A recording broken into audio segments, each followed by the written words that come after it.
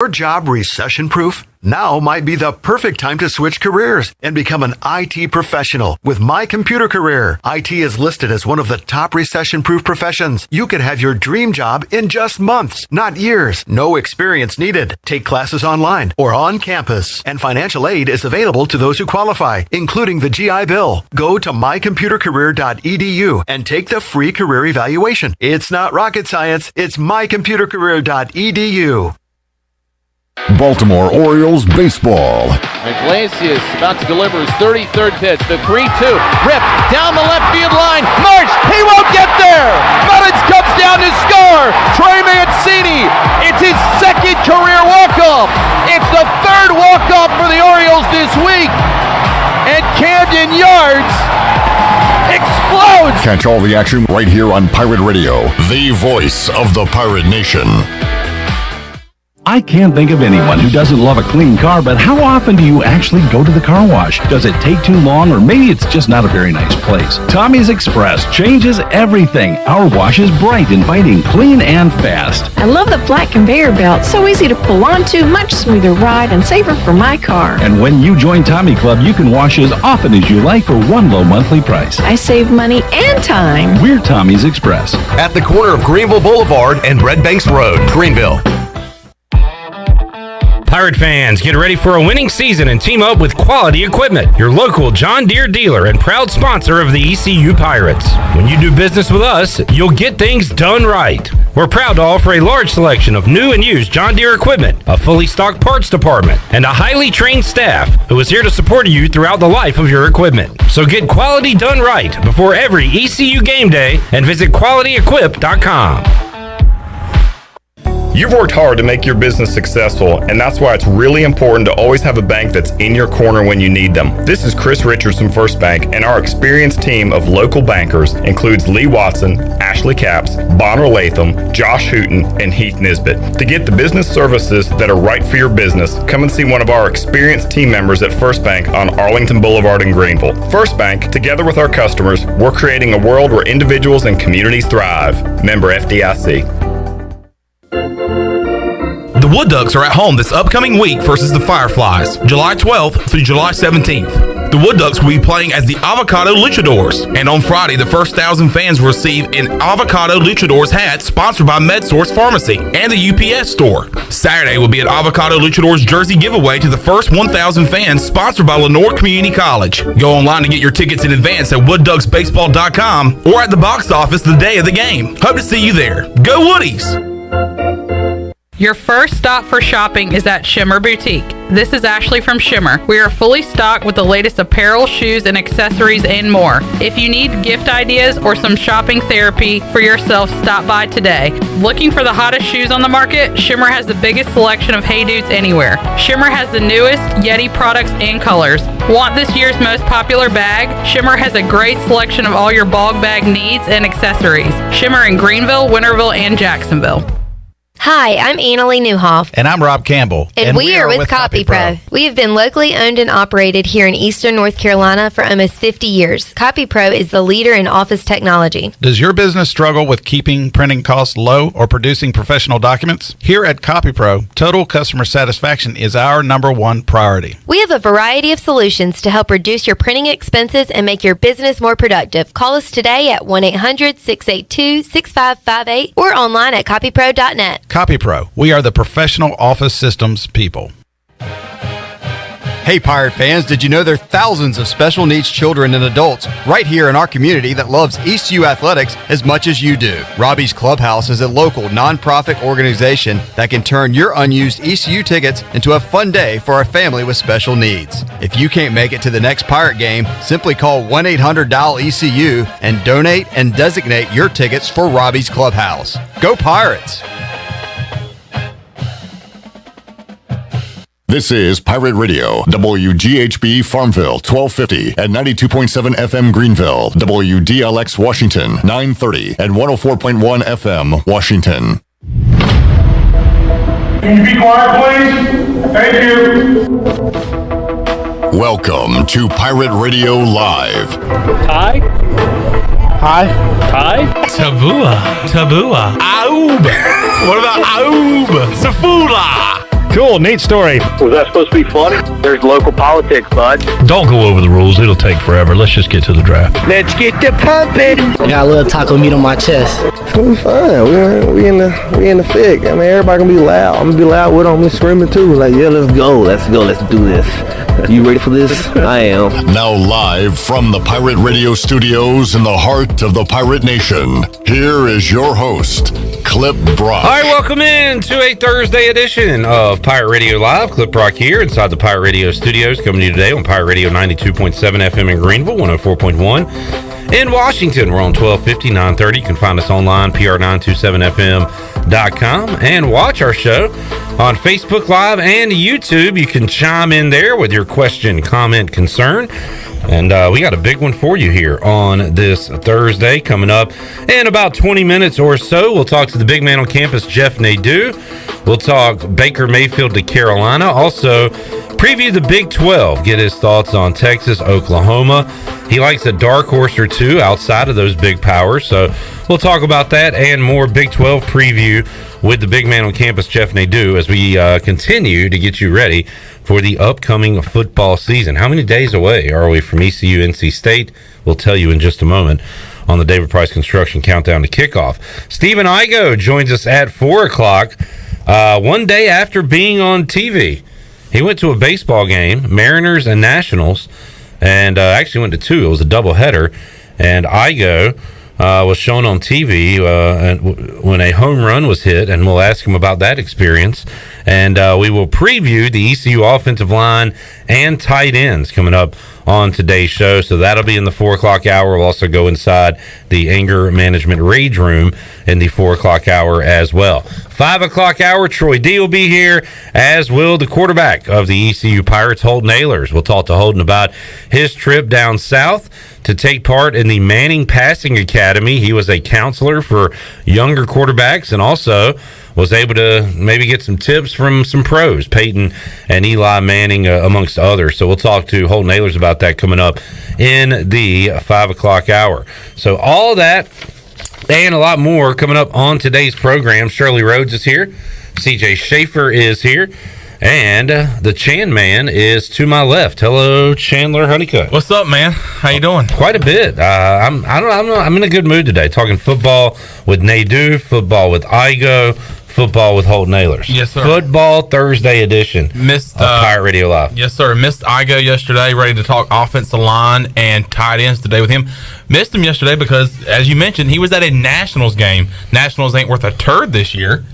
Tell you who it is. The Mariners. The Mariners.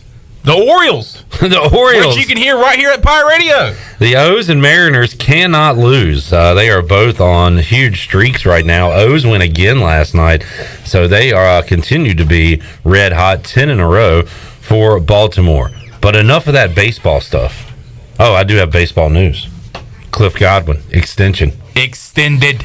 So, no shocker here. I think Cliff even alluded to it when he was here. I was going to say, he kind of had a little teaser, I think, when you guys talked to him and wrapped up the 2022 season and said that there was something in the works, and the works was a 7-year contract extension. Yeah, so Cliff Godwin here through 2029, and that is great news that they were able to work that out. He's happy, so let's keep this thing rolling. A 7-year contract extension is enough to be the longest contract extension for any ECU coach in history. Ever. Well deserved, obviously, for Cliff Godwin. We got some basketball news as well, as the schedule opponent assignments are in, and East Carolina will play everybody in the conference home and home, except they will play Memphis on the road only. Mm-hmm. And I guess some good news, they don't have to go to Houston this year. I'll take that. Gosh. Last year was a disaster. Last year, every year is a disaster when they go to Houston.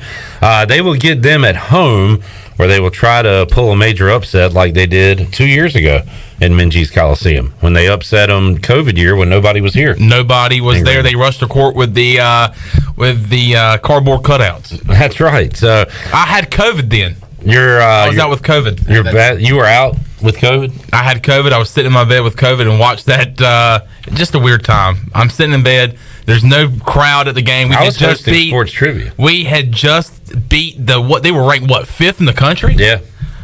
So Kelvin Sampson and the Cougars go down in Minges. All right, so there is your baseball and basketball updates on this Thursday. Before we get into it, let's see if what the folks are saying on Facebook Live. We've got that circle that's spinning.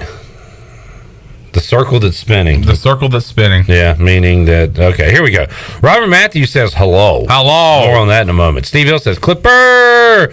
Burgley.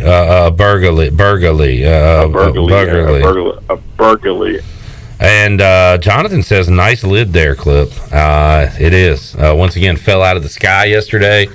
Thanks to the hat gods and the wood ducks gods for sending this one down to me. Why would they do that? I don't know, Brian, but they did. They did, and I'm happy they did.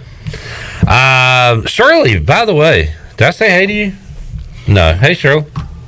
Well, you introduced me at the very beginning. You didn't exactly say hey. Here, you didn't say hey. I keep forgetting to say something, and I remember it after every show. I went to my grandmother's, I guess last Thursday. It might have even been the Thursday before, and then you were off on that Friday. But anyway, she was talking about Shirley Day, and she said, I like Shirley. She's always nice when I call there at the station. So I wanted to pass that along that Grandma Brock says she appreciates your kindness. Oh, well, thank you. I appreciate that. And I try to be nice. There you go. Yeah. Most of the time. There's very, very few occasions where somebody does something they shouldn't be doing, and I have to be not so nice. Yeah, I would say, like, unprovoked, you're fine. Like, if nobody messes with you, you're not going to mess with them. Well, Lord forbid somebody rolls down their doesn't roll down their window at the drive-thru. Yeah, good point. Yeah. I mentioned this in our staff meeting on Monday. That happened to me twice last week. Well, now people are looking out for your red mobile. Yeah. And like if I see you behind me, I'm doing it now. For sure. I tell you think people don't listen to this show? If you think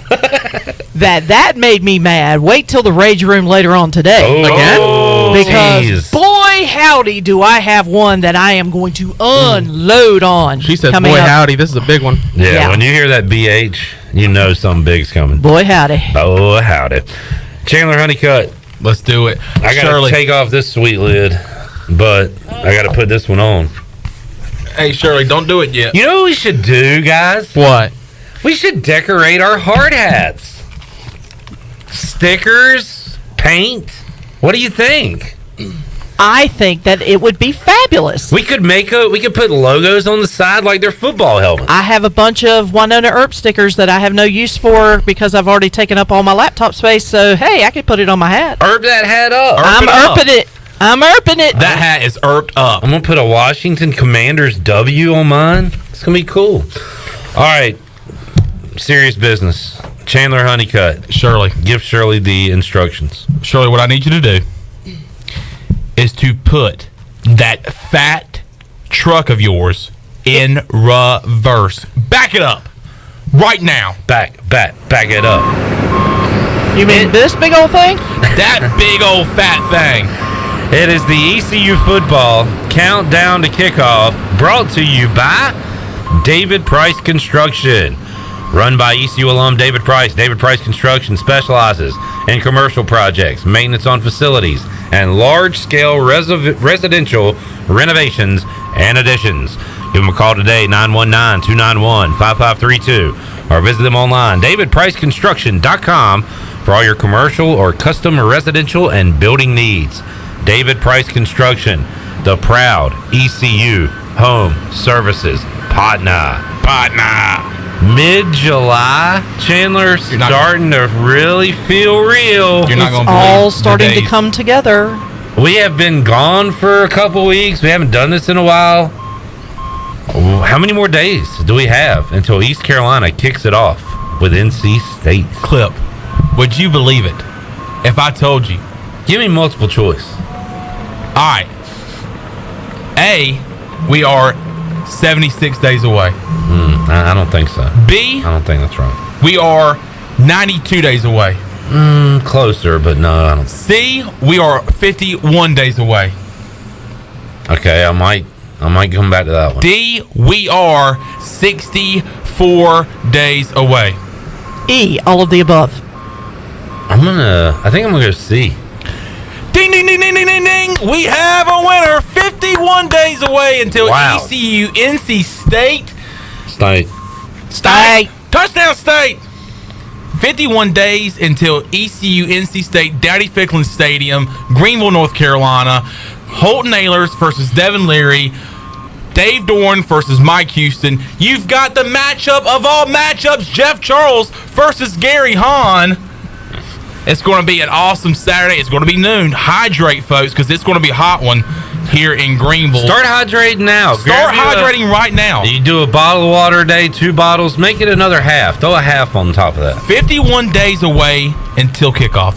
But, keyword kickoff. There's a party going on that Thursday night. That's minus 2 days At from your house? Saturday.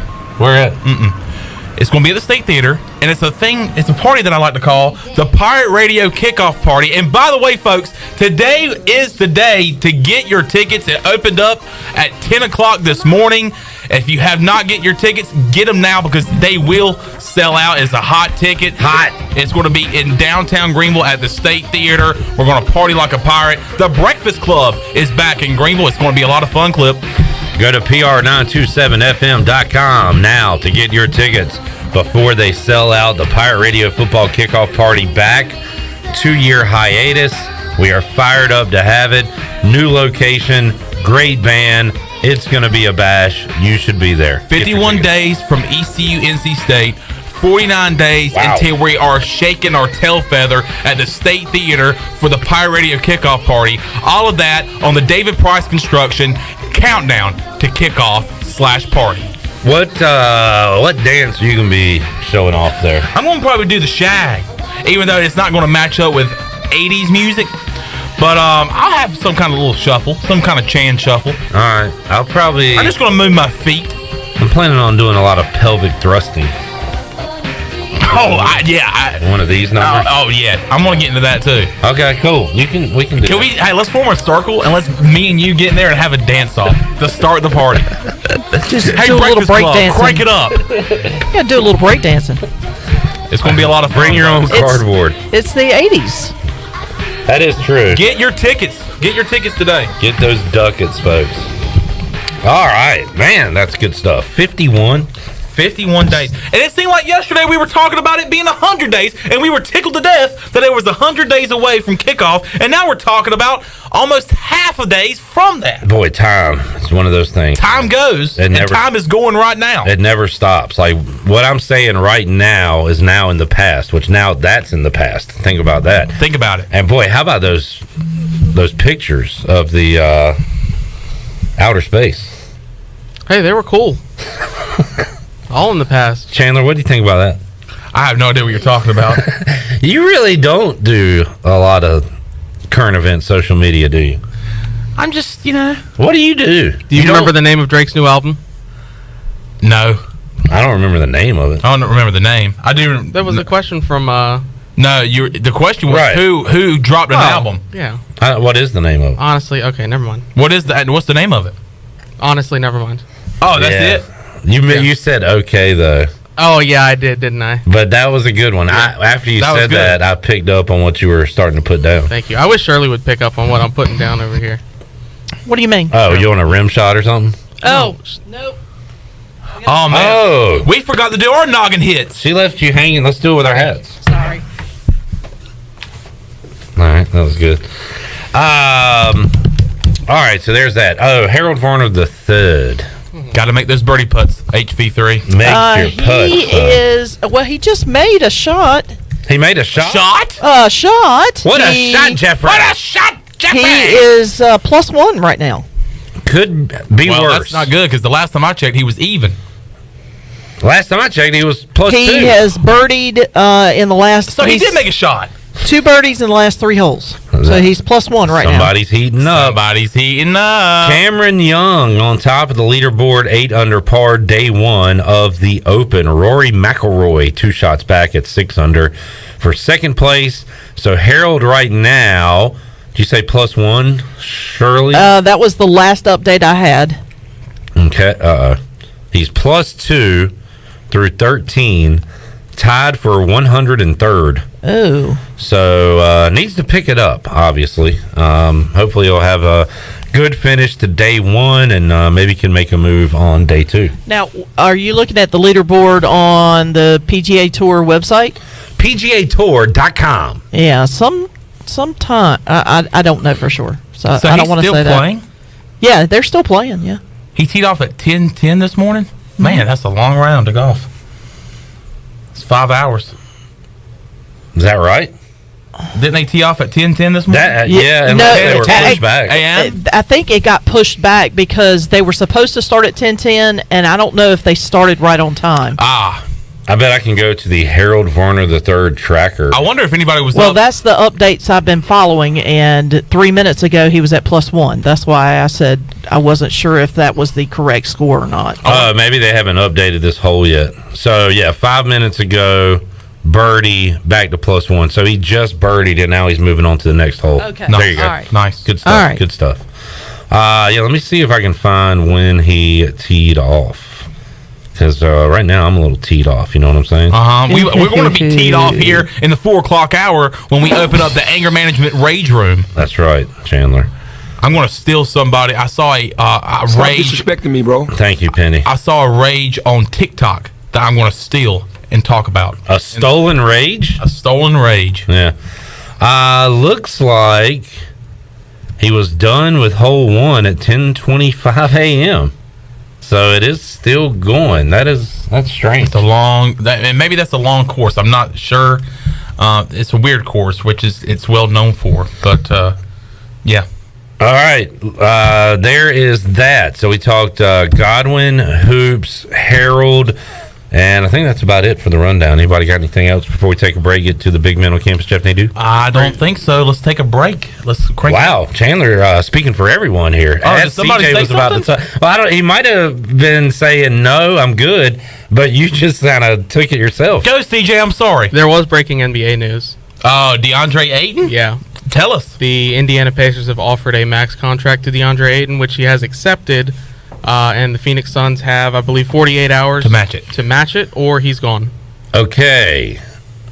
Pacers' previous center was Miles Turner. Who Where is he? Still on the team, I think. But that probably, I guess that means that he's going to be going elsewhere? I would assume so. Or are they about the twin tower of this thing? How many years has it been that the Hornets have been talking about getting Miles Turner? It's been many, many years. In fact, I feel like they went after Roy Hibbert too, like every Pacers center. Well, we did get Roy Hibbert. Yes, mission accomplished. So now we can get Miles Turner and not Miles Bridges. Yeah. I don't even want to say his name right now. I have a question, and I was going to get Spencer Percy on. So the Hornets have money now, right? If they're not going to spend it on Bridges. They were going to give him the bag. Right. Yeah. So now don't they have money to spend elsewhere? You would think. Yeah, that's a good point. Hey, what? You're pointing things out. You haven't done that lately, but gosh darn it, you just did it right there. That was a good point. All right, let's take a break. We'll come back. When we return, we will talk some football. Big man on campus, Jeff Nadu. His thoughts on Baker to Carolina. And we'll have a Big 12 preview for you as well. It's all ahead on Pirate Radio Live, Hour 1. Back with you after this.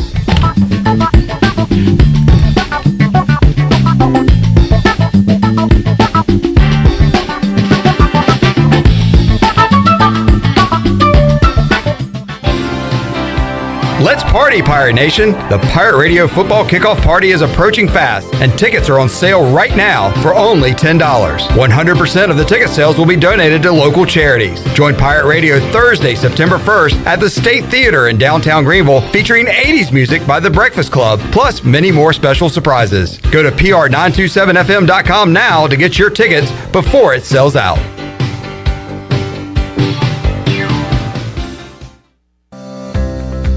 Do you want to get rid of wrinkles, tighten and lift your skin, smooth skin texture, erase veins and brown spots, and get rid of unwanted hair? Are you interested in Botox or filler? Contact the licensed professionals at Beauty Bar Medispa on Red Banks Road in Greenville. Free consultations available. Visit us at beautybarmedispa.com. Follow us on Instagram and Facebook. Enjoy your visit. Love your transformation. Go Pirates!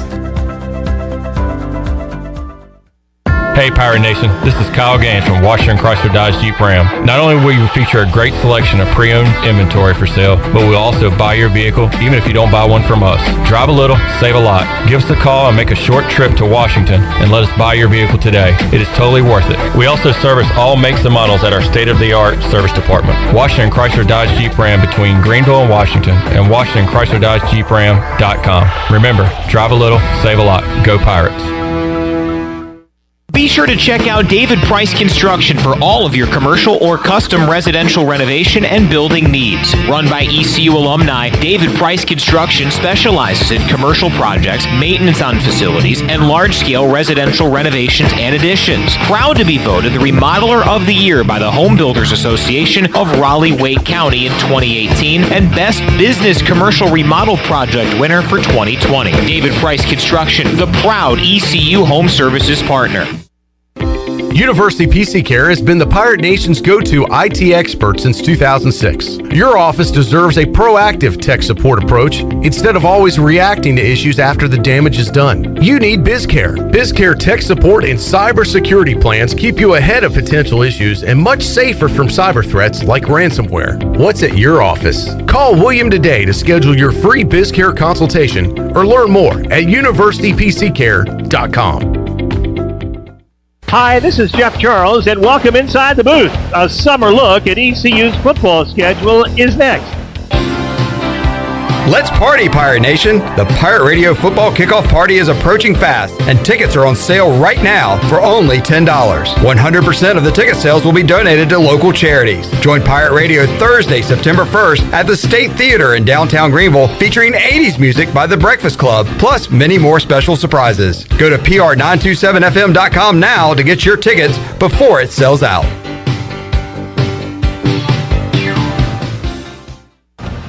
Coming off a 7-5 season in Military Bowl invitation, ECU football is on the right track, but it's never easy, and the schedule this year is challenging and a bit strange. The first 4 games of the season are home games, all on Saturdays in September. Not exactly ideal. Game number 1 against North Carolina State will see a Wolfpack program rolling into Greenville as a possible preseason top 15 team. This could be the best state team in years. ECU will also match up with what should be 3 more preseason top 25. BYU on the road in a long trip to Provo against Kalani Sitake's Cougars. At Cincinnati against Luke Pickle's Bearcats, the talk of college football last year with their appearance in the college football playoff. And a Houston team in Greenville, the final regular season game of the year against the Cougars, who could be the best team in the AAC this year. The good news, 7 games are at home, just 5 on the road. September 3rd is coming up fast. Come on back again next time, and we'll visit inside the booth. Pirate Radio. You know, I think this is a pretty blue-collar, tough, hard-nosed fan base, and that's the way our teams are going to be. The voice of the Pirate Nation.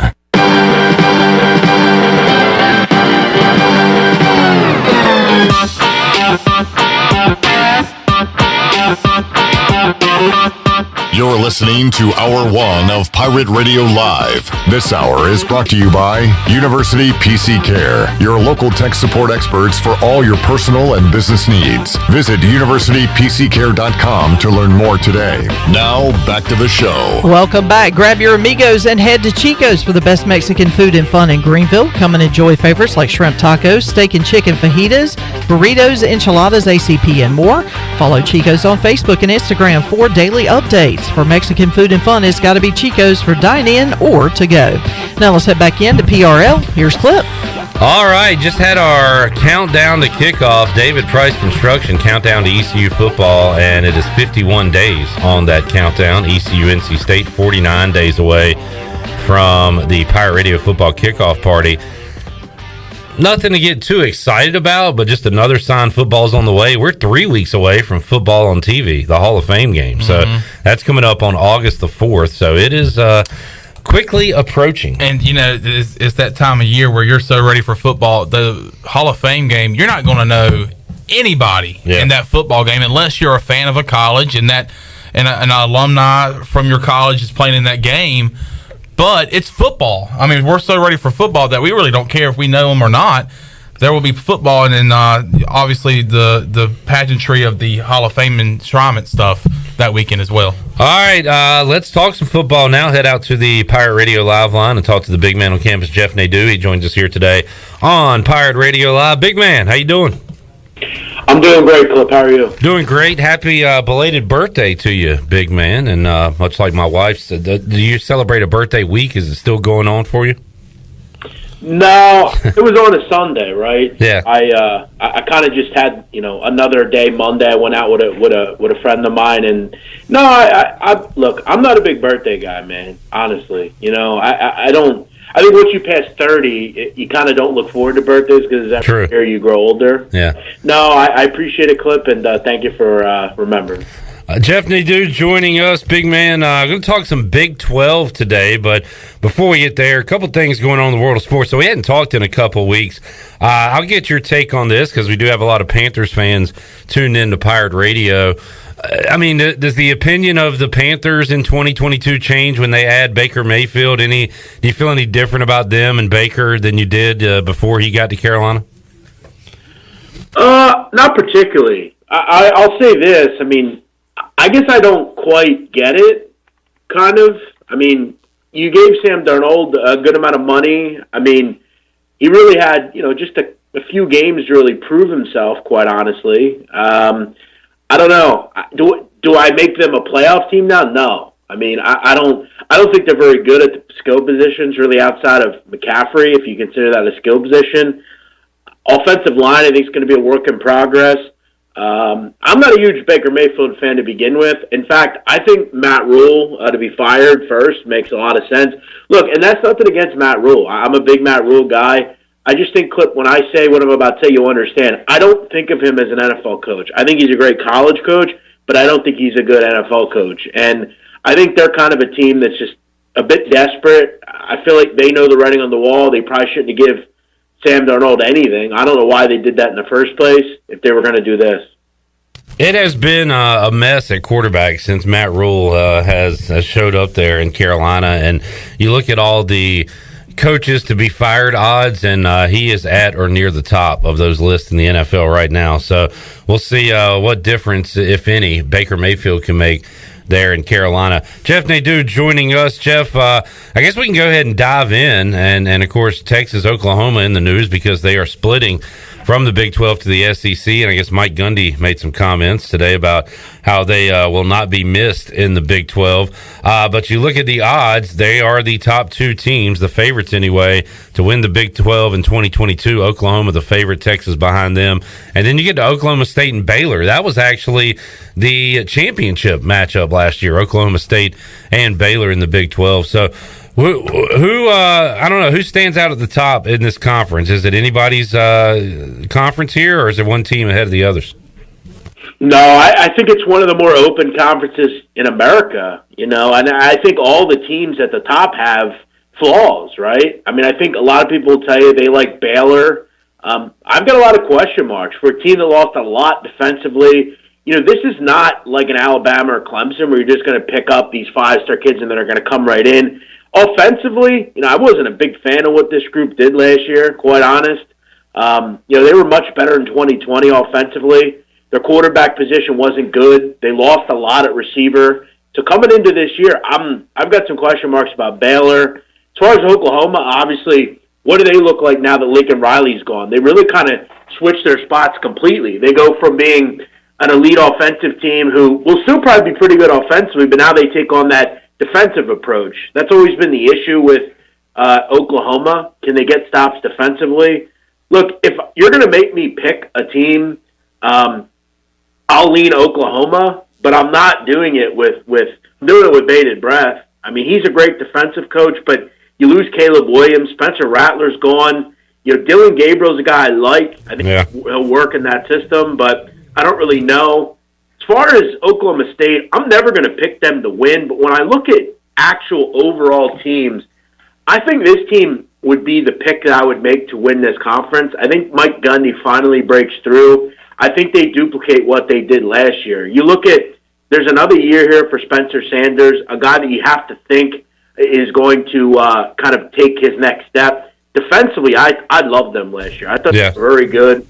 So they're a team that I definitely want to lean on. But could it be Texas this year, Clip? Maybe. I mean, they look pretty damn good on offense coming into this year. What about the dramatic? And you say, Oklahoma going more defensive here, maybe trying to emulate the little brother there in Oklahoma State, because Oklahoma State has become a defensive team. It certainly worked out last year for them, 12-2, 8-1 in conference play, and that's a pretty drastic shift from what we remember about early Mike Gundy and flipping it around with all those wide receivers they had there at Oklahoma State with Blackman and others.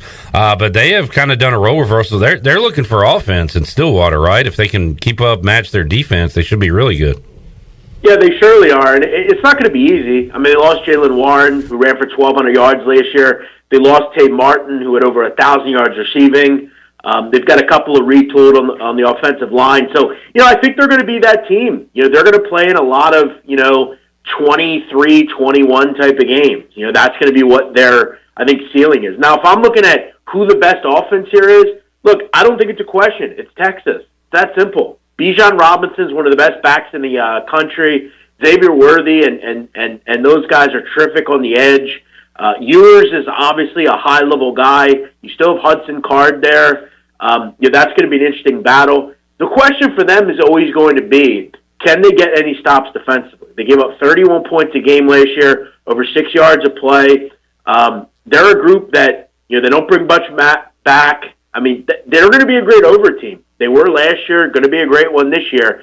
I think if I have now I think anyone in this conference that looks into this conference will tell you, a team that I bet a lot last year and a team that I really like is Kansas State. Okay, I was big on them last year. I like Kleiman. I thought he was great at North Dakota State. I like what he's building there as far as culture. I like Skylar Thompson. I like Adrian Martinez as well. I thought he had a lot of potential. I don't think he was properly coached at Nebraska. I kind of like what they have there. I'm a big Deuce Vaughn guy at running back, and they bring back a pretty hardy group on the defensive end. To watch out for K-State. Is this a Colin Klein type of team? I'm not sure, but I think they could be really impressive. Jeff, there's a dramatic drop-off after the top four, Oklahoma, Texas, Oklahoma State, Baylor, when it comes to the odds. And I don't know, maybe not so when it's on paper if you're saying K-State could be a factor this year. But that next level is TCU, Iowa State, West Virginia, K-State, and then you get down to Texas Tech and Kansas way at the bottom there. So is there that dramatic of a drop-off there? You just kind of said watch out for K-State, but outside of the top four, any other teams other than the team in Manhattan that you like in this conference? Because you look at TCU, life without Gary Patterson, and Iowa State, they were the darlings of that 2020 COVID year and didn't really repeat that last year. Absolutely. And now, you look at where they are. I mean, Breece Hall's gone, Purdy's gone, Kohler's gone. I mean, they lost a lot of talent. I have no interest in them. West Virginia, I think, always interesting. It seems like for a long time, they have not had a great quarterback. It really seems like since Will Grier, they haven't really had a great quarterback. They may have one. JT Daniels could be a really nice addition there. They bring back all 5 offensive linemen.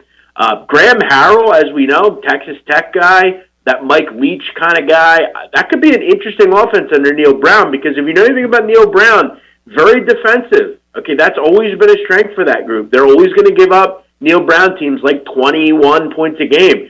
If you can get Graham Harrell to produce, they're a team that's very interesting. They bring in a couple of Clemson transfers. They always have good receivers there. That's never a problem. West Virginia is a team that I'm definitely going to be looking at from an ATS standpoint. There was a few years ago, Clip, where I was back at Washington State a lot in the Pac-12. They were always 8-9 point dogs in every game, and they were competing. They were winning certain games.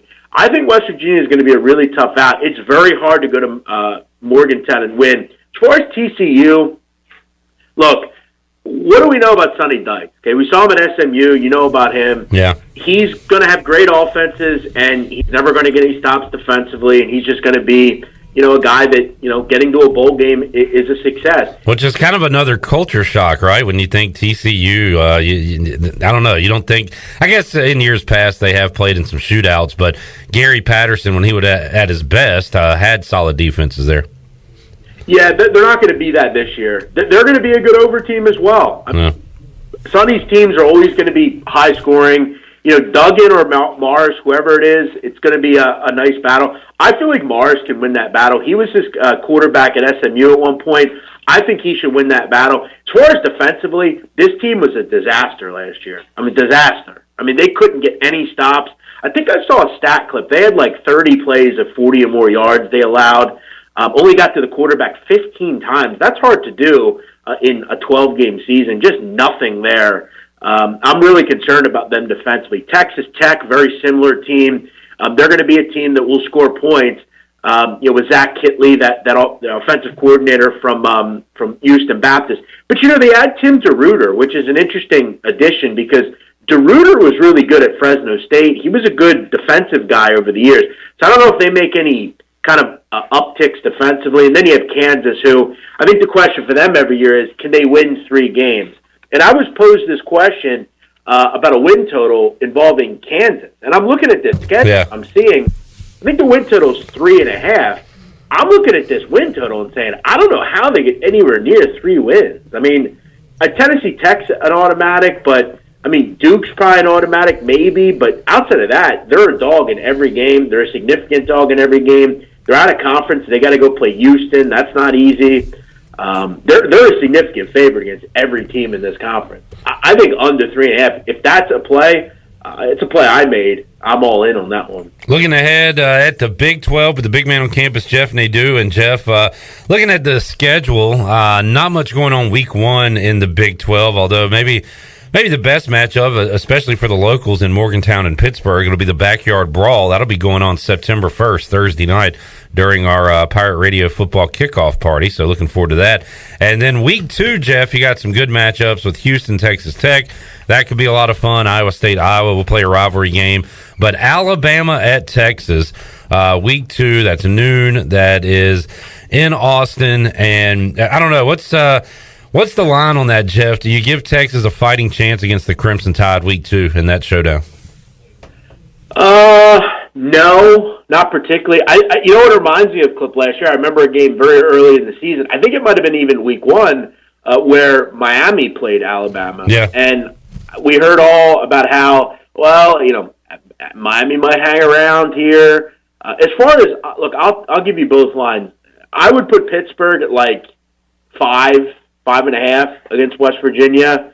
As far as Alabama, I don't know, 16.5. Yeah, right. So that's kind of where I go. I mean, I'm not putting that under 2 touchdowns. I'm just not. I think there's some great games. Really, that first week of September. I mean, man, is this exciting! I know. We're 2 months away. Yeah. We're at 5 weeks away from this. This is 5 weeks is nothing. I mean, it feels like just yesterday it was Memorial Day. We're already 2 months away almost from Memorial Day. This is upon us. I see East Carolina as a 9.5-point dog to NC State. Sign me up, especially. I'm waiting on that one because I get a feeling, Clip, if we see 10.5, I will be in on ECU at home. And I'll tell you right now, you know what? Barring, Clip, anything crazy. Now, by crazy, I mean moving to Miami and I'm just not available or something. I'm going to do my best to get down there for that game. I'm going to do my... Oh, wow. Weirdly enough, Clip, you want to hear a story. So one of the females in my life, how I met her, I don't know, but she's actually from Greensboro. She's a Southern Belle. Not my type, but for whatever reason, she likes a Northerner. I don't know. She lives in Greensboro, so maybe we'll have to make that happen. All right, good deal. Yeah, that'd be awesome, man. Jeff Nadu for the season opener, ECU NC State. And that would be nice. And look, I realize that we're not going to know a lot of their names, but football will be on TV in 3 weeks, Jeff. Hall of Fame game. So, we're 3 weeks away. I mean, 3 weeks is nothing. It's nothing. And that's, you have Raiders, Jags. Jags an interesting team. Obviously, they have Doug Peterson. A lot of people feel like maybe they can compete in a year or two. Raiders, obviously, they have some some stars, and Derek Carr kind of had a good season last season. So yeah, it's football. Remember that COVID year clip where we had like Central Arkansas against Austin P. Jacksonville State or something. Austin P. I remember it well. Yes. Yeah. It's like we just want football. So yeah, I'm excited for all of it. It's really exciting. All right, big man. All of our conversations fire me up, get me ready for football. So we appreciate it. Let's do it again next week and talk some more. Anything you got going on you need us to know about? No, man. Just getting ready for football. Excited about all that, and just kind of counting down the days, man. These are the dog days of summer, and you look forward. Once you get to August, you can look forward. So 2 weeks away, I'm in football mode. Yes, sir. Jeff, thanks for joining us, man. We'll talk to you next week. All right. Thanks, Clip. Appreciate it, big man. Jeff Nadu joining us. Jonathan says Jeff Nadu on the fifth quarter call-in show so he can shut down people right and left with his northern ways. Nadu has called into the fifth quarter, and Jeff has no, real sentimental feelings to East Carolina, really. I think he pulls for him now that he's been on Pirate Radio, but it really comes down to who he bet on. And if he bet on the Pirates and they won, he's called in and talked up Mike Houston and Holton Ahlers, and this team is great. And then when he's bet on East Carolina and they've lost, I've heard him talk. He'll trash Holton Ahlers about the Pirates. He'll trash Mike Houston. He'll trash the program. And in baseball right now, he hates the Yankees. He said the Yankees. I mean, and a lot of people know, the Yankees probably one of the hottest teams in baseball. And he said that he's bet on them twice this year, and that he has lost both bets with the Yankees. So he is a Yankees hater. I don't know if he had a -1.5 last night. They did end up winning in extra innings, or either in the bottom of the ninth against the Reds. But they lost the previous night to Cincinnati. So, Shirley, do you have something? Well, I was going to offer a piece of information, but it just doesn't have to do with Nadu, but yeah, bring it baseball. on. Bring it on. Bring it on. Well, Pete Thamel? I know you're talking about. Just retweeted that agent Casey Close has sued radio host Doug Gottlieb for libel. Ooh, this is about the referee. Yeah, alleging in a complaint that Gottlieb defamed him and Excel Sports Management in a tweet regarding the contract negotiations of Dodger star Freddie Freeman. Well, Doug Gottlieb, former college basketball player, basketball guy, but he's a host, so he talks about all sports. Exactly. Very opinionated, kind of a bit of a jerky attitude overall. I don't mean that in a bad way. That's just kind of how he is. He's very opinionated. He likes to get in arguments, things like that. He's not a Shefty. He's not a Buster Olney, like a newsbreaker. So it was very weird that he is the person that came out with that news that Freddie Freeman's agent didn't show him the Braves' final offer. It's like, well, first of all, Gottlieb's not like a baseball guy. He's also not even a newsbreaker. He's more of a he's more of a mouthpiece, an opinion person. Right. So that was kind of off at the beginning. But let's see where this goes. This is interesting. If you could do this for every talking head that says something wrong like this, there could be a lot of people getting sued.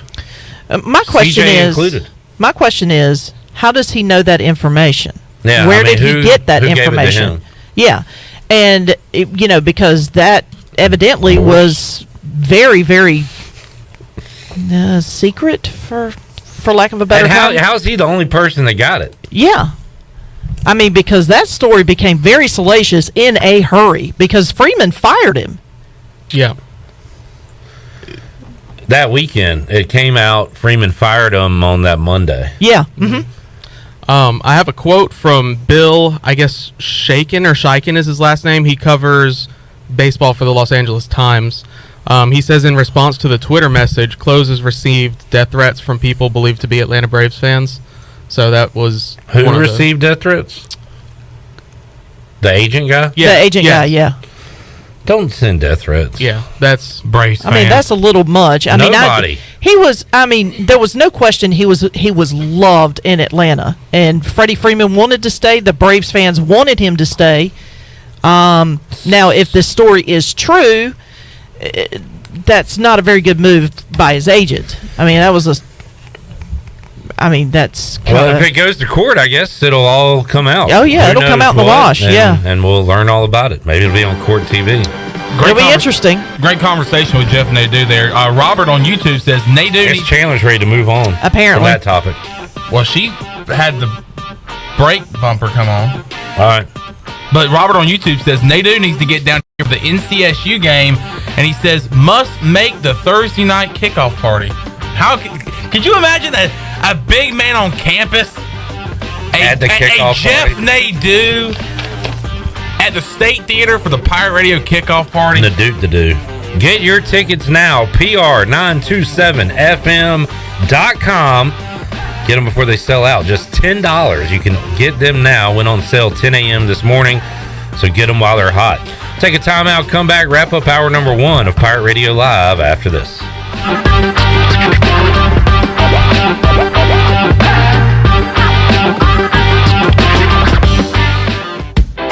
The Buccaneer Music Hall is your beacon of music in the land of Pirates and ENC. Open 7 days a week from noon until 2 a.m., the Buck features live music every night of the week.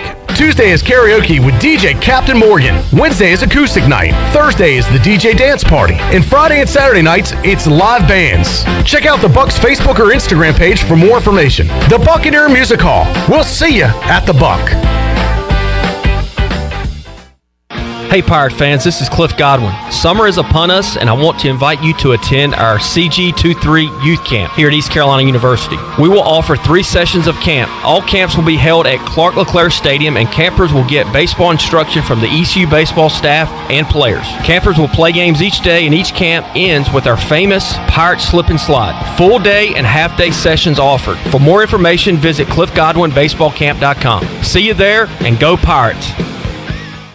UBE and PirateWear.com is excited to offer Pirate Nation the largest selection of new ECU merchandise and tailgate supplies ever. UBE has the best prices in town, so that makes UBE your one-stop shop for all things ECU. UBE does daily restocks of Champion, Adidas, and Under Armour. Don't forget to bring your young Pirates in to plunder the Crow's Nest, which is the only kids store dedicated to ECU. Plenty of free parking uptown in Greenville. Visit them at PirateWear.com. Go Pirates!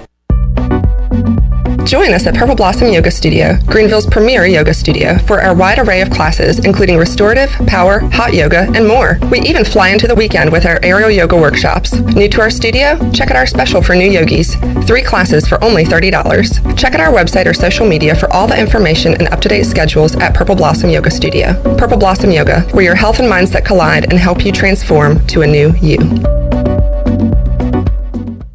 Make a splash with Bassett Triple Summer Savings from Bostic Sugg Furniture. Hot looks, cool styles. Kick back, relax, and upgrade your seats and save. Buy any regular price Bassett recliner, sofa, or sectional and get $50 to $150 off every additional seat with free local delivery plus 12-month special financing. Shop our wide selection on in-stock bedrooms, dining rooms, and other living rooms. And save the sales tax and get free local delivery now at Bostic Sugg Furniture. Do you have any real estate questions about buying or selling residential or commercial properties? Are you curious about this current real estate market? Do you need a property manager for all your rental houses? This is proud ECU alum Scott Harris with RE/MAX Preferred Realty and SD Harris Properties, and I would love to help answer every question you have and show you a real estate experience that will be memorable and enjoyable. Every step of the way, I'm here to make your dreams a stress-free reality. Call me today at 347-1857. That's 347-1857. Go Pirates. The 80s and 90s were filled with obnoxiously loud styles. Dudes wore crop tops and super high shorts and rocked it with the confidence of 10,000 Sean Connerys and Tom Sellecks combined. And at Tailgate Classics, their mission is to bring that energy back. Locally owned and operated by ECU alum Cam Higley, Tailgate Classics has a unique line of vintage and retro tees, polos, jerseys, hats, and more. Go by the store today at 304 Evans Street in Greenville and check out their website at shoptailgateclassics.com. For the latest from the world of golf, tune in every Saturday morning from 8 to 10 for the Golf Shop Radio Show. Hosts Mark Greenhelge and Matt Blanchard talk golf from tee to green and everything in between. If you like golf, you're gonna love Golf Shop Radio.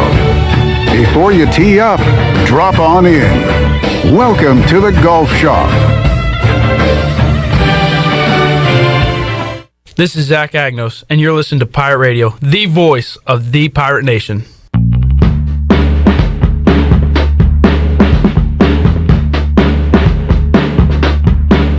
You're listening to Hour 1 of Pirate Radio Live. This hour is brought to you by University PC Care, your local tech support experts for all your personal and business needs. Visit universitypccare.com to learn more today. Now, back to the show. Welcome back. University PC Care has been Pirate Nation's go-to IT expert since 2006, and they are the local tech support experts for any of your business needs. Let University PC Care take care of it so you can take care of business. Visit universitypccare.com to learn more today. Now let's head back into PRL. Here is your host, Clip Rock. Alrighty, back with you here on Pirate Radio Live. About this time every day I start thinking about what I want for dinner. What do you want? Have you decided? No, but I've got a new addiction. And that addiction, I went and got some lemon pepper seasoning. Ooh. And I just put it on everything. Ooh, lemon pepper chicken. I love it. Yeah. Had that. I've had it twice since I got it last weekend. So I'll probably eat it so much that I'll be sick of it. I tend to do that quite a bit. But until you get sick of it, it's a great time. Good stuff. So why am I telling y'all? I don't know. Just popped in my brain. That's all. Robert on Facebook Live says Doug and his backward shorts. And Chandler, you were asking me what that reference is to. He checked in a basketball game with his shorts on backwards. Unfortunately for Doug Gottlieb, he is most known for when he was at Notre Dame and he stole a classmate's credit card and used it for multiple purchases. He then went on to Oklahoma State. So there is the Doug Gottlieb story for those. So Doug Gottlieb is being sued by the agent of Freddie Freeman. So former agent, right? Former agent. You are correct. How about the O's? How about them? 10 in a row. 10 wins in a row for Baltimore. And I saw Mark Brown, CamdenChat.com, had this number. Let me pull it up from last night. And Mark said that Baltimore last year was 45-94. When they got to 45 wins, they had 94 losses. This year, they are 45-44. They would have to go on a 50-game losing streak to match their record from a year ago. So, pretty impressive stuff right now for Baltimore. We got O's baseball coming your way, I believe, on Friday. I think they're off tonight. We will have O's and Rays. Oh, it's about to get tough. Yeah. Yes, 7:05 is when Sean we'll pick Armstrong revenge game. Because Mark said that they've got the Rays and then All-Star break, and they have another tough opponent coming up after that, another AL East opponent. So, about to get tougher for Baltimore, but what a run they have been on as we have the final few days here before the All-Star break. The Derby coming up on Monday, All-Star game on Tuesday. Wednesday, nothing happening, which is why we're going to play Survivor here on Pirate Radio. And I, for one, am looking forward to that. I'm looking forward to my first Survivor. That's right. You'll be on the island for the first time, Chandler. That will be my debut. CJ will be out there. Shirley, I feel like you have not fared well. I think the highlight of my Survivor series is I think I got into a brawl with Jeff Charles one year. All those years working together, something reached a boiling point, and Shirley and the voice just started going at Shirley. I don't know. I just remember because I was driving somewhere and I was listening to clips, play-by-play, so to speak, and he was like, Oh, well, this is interesting. Shirley has gotten into a brawl with Jeff Charles. I'm like, what? Shirley getting into a fight on a stranded island with coworkers is not a shock to me, but the fact that it was Jeff Charles is a shock. Big shock. He would be like my last person I would think. Yeah, that would be the last person I would probably get into a fight with. So we'll do that on Wednesday. Hope you folks enjoy it. People that have tuned in the past have enjoyed it and been invested in it. In fact, one year, we need to do this too. For our booty bag that day, Shirley, we'll have people chime in on Facebook, Twitter, YouTube. We'll have, at the beginning of the show, who's going to win. Okay. And then whoever wins the game at the end, if you selected that person and say 4 people selected the same person, we'll do a draw from those names cool. to win the prize that day. Okay. We've done that in the past, so we'll do that again. Mike P on Facebook says, more like Doug got sued. You know what I like about Mike? He's a lot like myself. You just throw it out there. He takes risks. Yeah. But Look, he hardly misses. Why Mike would they P. do that? The P stands for punchline. That's pretty good, Chandler. It's not bad at all. You look a little salty. Deion Johnson says, "Damn, not Jeff Charles." Is that former Pirate great Deion Johnson chiming in? That's right. Shirley and the Voice got on. And for those that aren't following along, this is a simulated game. So all I control is putting in the people's names and the tribes, and then the simulator runs the game itself. So I didn't pick Shirley to get in a fight with Jeff Charles. That just happened. And if it happens, it's our job to talk about it and describe why it happened and what the fight was about and all that. So. I honestly don't remember what the fight was about. I just remember I evidently and who got won the fight? Yeah, I don't remember who won the fight either. But, I mean, Jeff does lift a lot of weights. He could probably take me down. I remember that for this next Wednesday, Shirley. Does that rivalry carry over? Like, are you all cool now, or will we see another fight? We'll see. Oh, yeah. We'll see. We'll see. We'll see. I can't stand Shirley Rhodes. We'll find out why after that. Shirley Rhodes, the Eastern North Carolina legend. We're going to talk tight ends, O-line with Igoe coming up in a moment. We got a lot to do in hour 2. Will he be here? Spo to be. Oh! Spo to be. Can't wait to talk about the Nats game and him Ronnie almost getting killed. I'm not going to ask you your favorite tight end because we talked about it yesterday, and it's going to be the same as mine. And I want to say it before you. Okay, that's unless you just decide to blurt it out now, which is your right to do.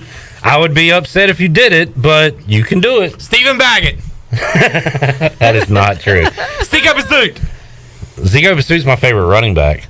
CJ, who's your all-time favorite ECU tight end? Clip, look left. We've got a creepy Igoe in the window. Who's your favorite? We got any? We need to add tight that to the ends that song. came from Havelock?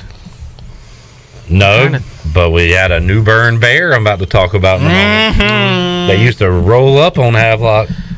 I want to talk about them. You did ask a question about somebody who rolled up on Havelock. How about you answer my question? I don't have an answer. I don't know. Do you not like tight ends?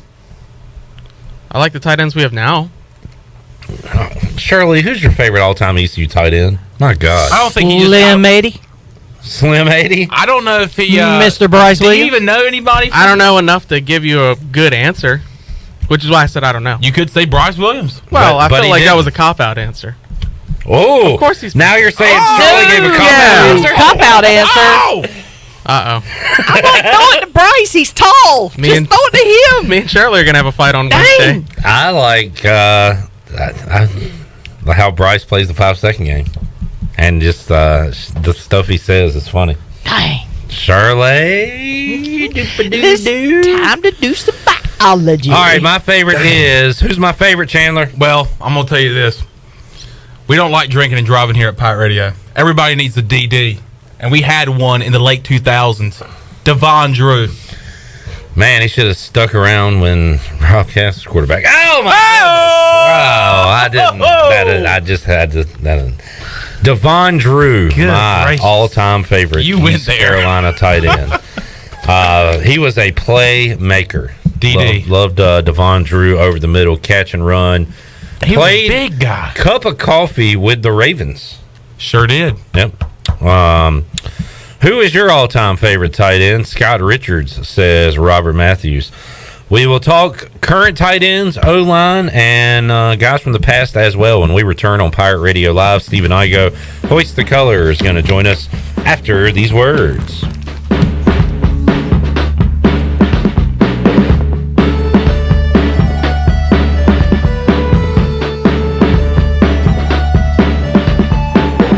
Hi, this is Holton Ahlers, quarterback for the Pirates. Join me for my first ever Holton Ahlers Youth Football Camp on Saturday, July 23rd at D.H. Conley High School. Open to ages 7 to 15, we will work on football fundamentals, skill development, and we've got a few other surprises for all of our campers. Our staff will feature current and former college players, as well as other area high school and middle school coaches. Join me for my first ever Holton Ahlers Youth Football Camp, Saturday, July 23rd. Registration is limited, so go now to holtonahlers.com to sign up. Go Pirates.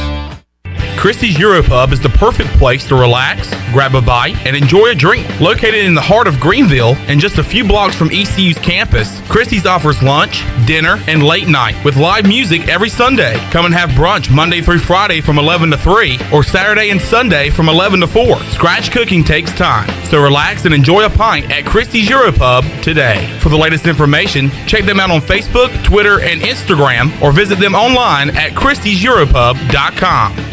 Hey Pirate Nation, Lindsey Gray here with Carolina Caliber. In 1960, my granddaddy started his firearm business right here in Eastern NC. Still family owned and operated, we have the area's largest selection for outdoor shooting sports and accessories and are one of the nation's top firearm dealers. At Carolina Caliber, we have everything you need from hunting, home defense, and personal protection, including a wide variety for ladies and youth. We buy, sell, and trade. It's a time-honored tradition. Visit us at Carolina Caliber on Fire Tower Road in Winterville. North Carolina State Parks is proud to announce that they have partnered with the Hometown Strong program. Our visitor centers are now equipped with public Wi-Fi to help kids with school. Remote learning has become a critical public health measure in maintaining social distance and continuing to educate our young people. Take advantage of Wi-Fi and a hike at Goose Creek State Park or a day trip to the beach and access remote learning at Fort Megan State Park. For more information, visit hometownstrong.nc.gov. This is Martin Truex Jr., and as a NASCAR Cup Series champion, I love one-stop shopping. When I need fresh tires or fuel during a race, my pit crew takes care of everything. Off the track, I have an Auto Owners Independent Agent. They handle all my insurance in one place: car, home, life, and business. Get your own pit crew and find a local agency with Auto Owners Insurance. This is Jeff Gibson with Town Insurance in Greenville. Call me today at 756-8300. Go Pirates! Your power's out. There's a water leak. What do you do? For these and other utility-related emergencies, you need service, and you want it fast. There are two things you can do to get the quickest response if you're a GUC customer. First, you can call the hotline at 1-855-767-2482 and report any utility-related emergency. That number is also on GUC.com. Or second, you can give GUC your phone number. The hotline process is quickest when their account records have your current phone number. Service you can count on. Greenville Utilities. Hi, I'm Annalie Newhoff. And I'm Rob Campbell. And we are with CopyPro. We have been locally owned and operated here in Eastern North Carolina for almost 50 years. CopyPro is the leader in office technology. Does your business struggle with keeping printing costs low or producing professional documents? Here at CopyPro, total customer satisfaction is our #1 priority. We have a variety of solutions to help reduce your printing expenses and make your business more productive. Call us today at 1-800-682-6558 or online at copypro.net. CopyPro, we are the professional office systems people. Wings Over delivers. Wings Over delivers. Wings Over delivers. If you're looking for wings to be delivered to your home, Wings Over Greenville has you covered with no third party needed. Wings Over Greenville has its own in-house delivery service. Be sure to try the all-new tender sandwiches by ordering ahead on the Wings Over mobile app. Open till 3 a.m. on Friday and Saturday, Wings Over has everything to cure those late night munchies. Give them a call at 758-9464. Wings Over Greenville. They deliver. This is Pirate Radio, WGHB Farmville, 1250 and 92.7 FM Greenville, WDLX Washington, 930 and 104.1 FM Washington.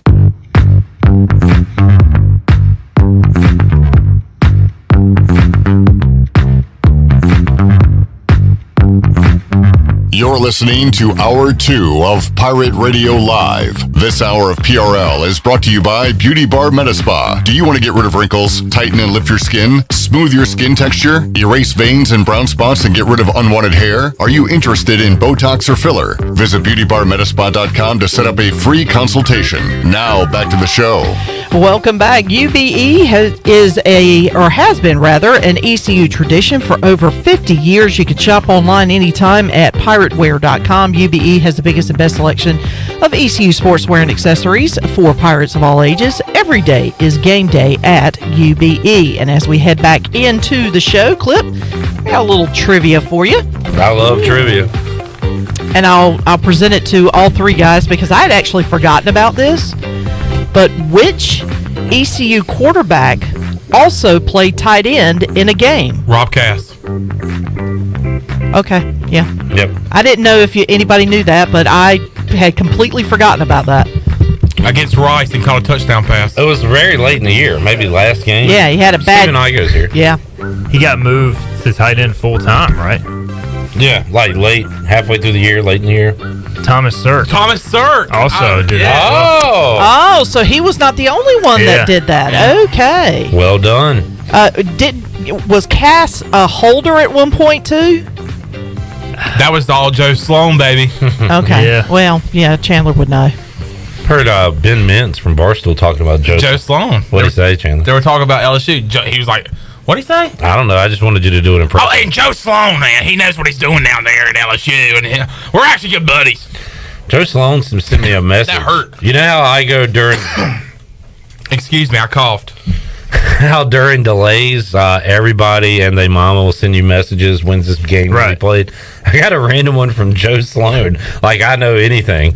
And I'm like, dude, I'm not sure, Joe, but thanks for asking. He was trying to know when the game would start back. Like the Texas Super Regional.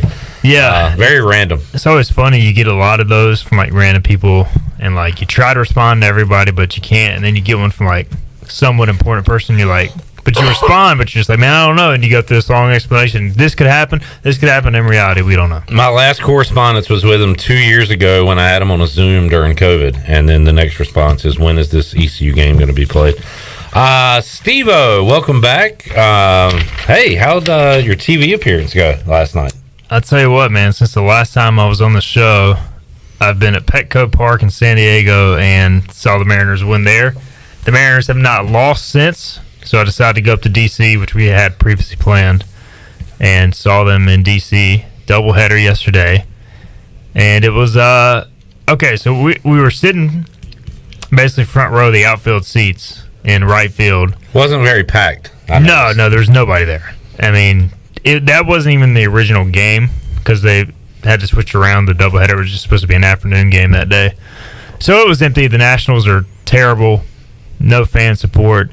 And we all went through a scenario pre-game. We're like, we're in prime home run territory. If they hit a ball to us, like, are we going to try and catch it? Or are we going to get out of the way? And I think we all kind of agreed, all right, we're going to do everything we can to catch it. Mm-hmm. But we did agree, if it's like a line drive home run, it's going to be a little tricky. If it's a fly ball, like wall scraper, that's a little easier. Well, Jesse Winker comes up right before they bat. I'm like, this dude's good candidate to hit it right here. Sure enough, on a line. Yeah, drilled it. And I just vividly remember Ronnie Woodward sitting to my left going, OS. And it happened in slow motion, and we all kind of stood up. And it came right to us. And it probably went over Ronnie by 6 feet maybe. But he was not, he did like a matrix, like wanted no part of it either way. I couldn't catch him on the TV camera, but he was up there too, probably, right? Yeah, he was in the scrum going for the ball. Okay. I was kind of off to the side because it hit 2 rows above us and then ricocheted down. All the people right behind us got the heck out of the way. And so it ended up being Ronnie versus this dude from like from like a section over who just like scrambled down. He ended up elbowing Ronnie in the stomach. Oh, wow. And getting the ball. Didn't even say like I'm sorry or like laugh about it. Like we were all laughing because it was crazy. And this dude, like serious as could be, just got the ball and like ran back to his seat and sat down. Like it was his life mission to get that ball. And he was wearing, no lie, no Nationals gear, just literally an MLB logo hat and an MLB logo shirt. I wonder if he just goes to games to get balls. And he had a glove. There's a guy on YouTube that does that and is famous for it. Maybe that was the guy. But I rewatched that video like 10 times trying to pick out who was who. Right. And as who was Jesse Winker? Yeah, Jesse Winker. As he was round the bases, they panned it back to you guys, and for a split second, you could see you and Wags. Yep. Jonathan Wagner. We were just laughing. And laughing so hard, and it was so funny. And poor Ronnie getting drilled in the stomach by that dude. And you could also see the dude like running up happily up the stairs with the ball. Oh, yeah. And he was like such a jerk about it because literally everybody around us was like laughing. Oh, man, that was crazy. And this dude like didn't say a word to anybody, just elbowed Ronnie out of the way, grabbed the ball. There was a brief second I had my hand on the ball because it like ricocheted down. And Ronnie went for it, but he kind of like casually went for it. And this guy just came in like torpedo. Like he was coming down. We were like trying to gather ourselves like, oh man, that just happened. Let me try and reach for the ball. But this guy, full glove, No Nats gear, just an MLB logo on his shirt, MLB logo on his head. He looked like he was like Rob Manfred's like hitman. And this isn't a historic home run, folks. This is a Seattle versus Nationals game. Just random Jesse Winker home run. Winker's 42nd career home run or whatever. I mean, it was, but it was the best part about it was like Ronnie. The rest of the game didn't even pay attention. He just kept rewatching the replay and like would break it down. Like, man, like I should have got that ball. And like he even texted me this morning, was like, man, the further we get away from this, the more it pisses me off. A, that I didn't get the ball, and B, that this guy just like knocked me out of the way and didn't say anything. Yeah, right. I know those feelings from like when you're younger and somebody says something to you or does something and you got the perfect comeback and you think of it like 5 minutes too late. Like, man, I wish I could go back to that moment again. We got to introduce Igoe to the show. Sure do. That didn't count because that was like a prologue. Yeah, exactly. The forward. Shirley, let's introduce our guest for the 4 o'clock hour. I go.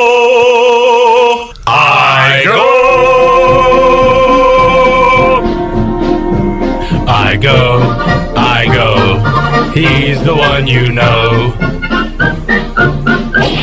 I go. He's Big Boomer's bro.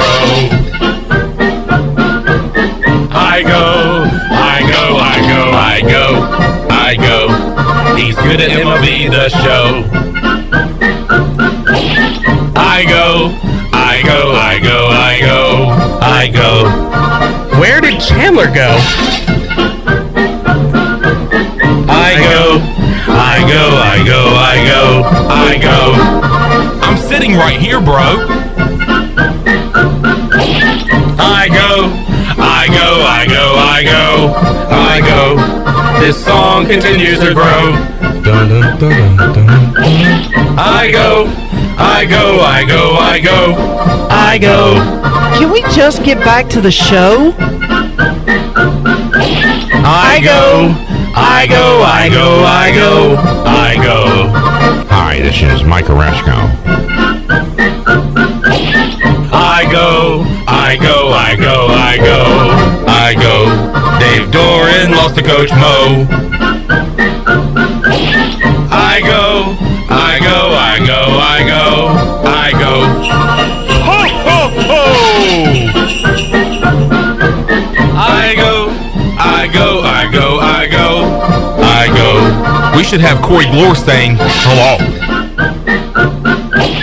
I go.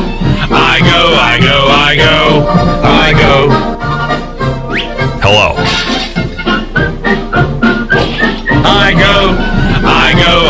I go. All right, there it is. Song is Nicely updated. done. And I'm surprised that you guys actually fulfilled 2 week absence. 2 weeks, 2 new lines to the song.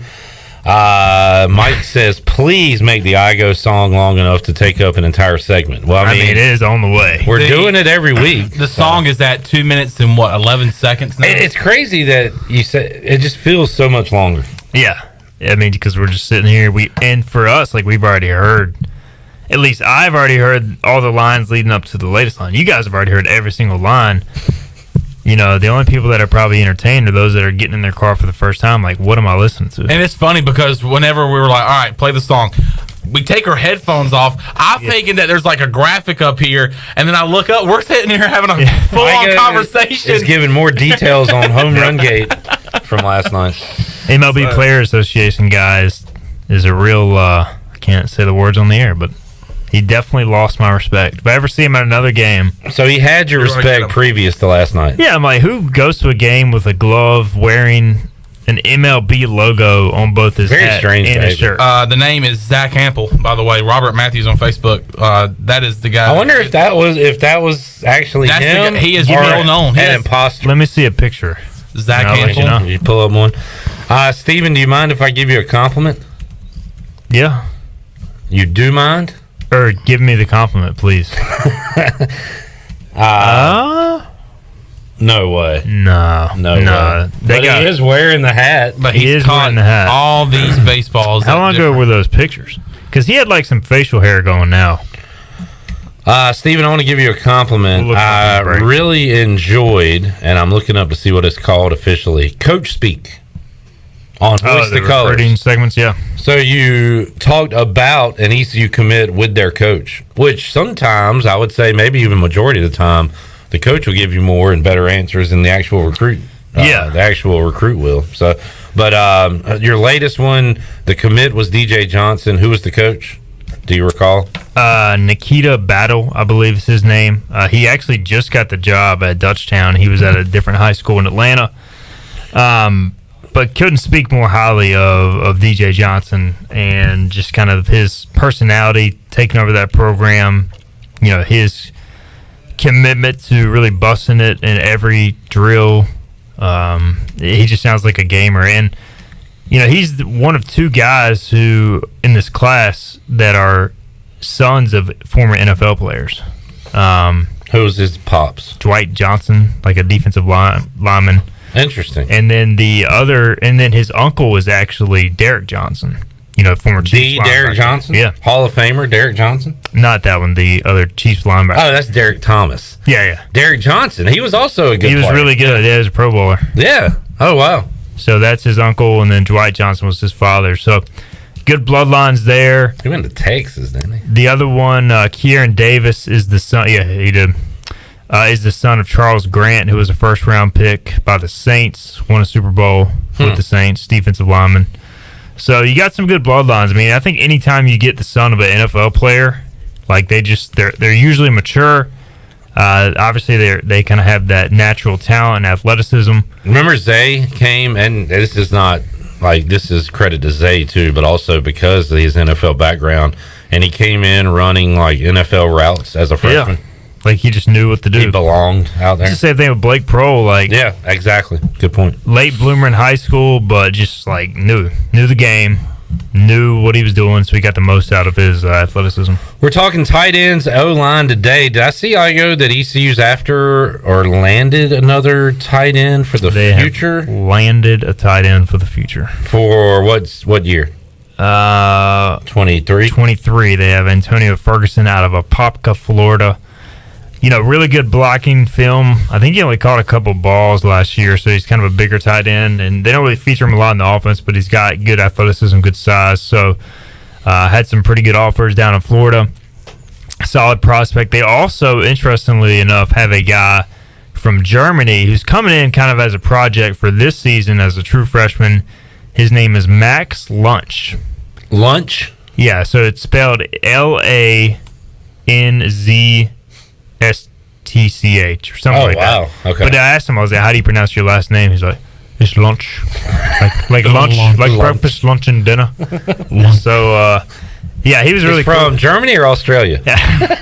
My impression suck. Everybody sounds like they're from Australia. Lunch! I'm no Chandler. And so he came over from Germany in the pandemic and played ball in Georgia, and now was is on his way to East Carolina. Chandler, can you do a real quick Camp Connors with Max Lunch? We're here with Max Lunch, and we're going to do some box jumps. And Max has got a good body, good size. We're going to try to get him up to about 250, and ready to go. I feel like you're good. He's pretty good. He is good. He's good. I also like. Were you doing the hands? Yeah. I like that he gets like in his Jeff Connors position. That's pretty good. Yeah. Stephen Igoe. That just started 2 days ago. Yeah, it's solid, so he's getting it. I miss Cam Connors, man. I enjoyed this segment. Chandler said he watched every one of them. He was like, me and my dad would watch these every week, man. Like it was his favorite TV show. Camp Connors from the Ruff McNeil Show. Tight ends, all-time favorite, Igoe? Like all-time, any team or East Carolina? Let's start with East Carolina. But that's a good point. Start thinking. CJ, if you can't give me a Steelers tight end you like, you're fired. He's going to say Heath Miller. But he's got something to say. Heath Miller? No? Yeah. Is that a problem? You're doing good. No, I mean, as a non-Steelers fan, Heath Miller was a boss. Kind of a cop-out. Okay, well, that was uncalled for. What?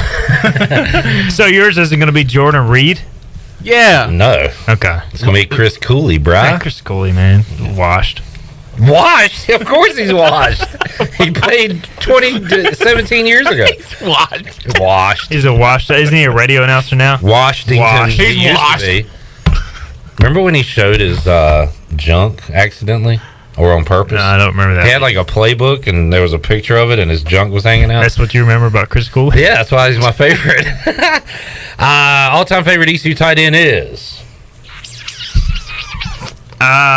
Would you like to hear some my all-time candidates? favorite ECU tight end that did not finish his career was Justin Jones. Yeah. I was going to have him as an honorable mention. But, you can't be my all-time favorite if you academically flunk out of school. So God, he's listening to this right now. That's fine. Really upset. It's got to be Deandre. That's like the only. So you were trying that whole time to think of somebody other than I was trying to think of somebody else. Like Zico Pursuit was cool. Like Bryce Williams, probably number 2 easily.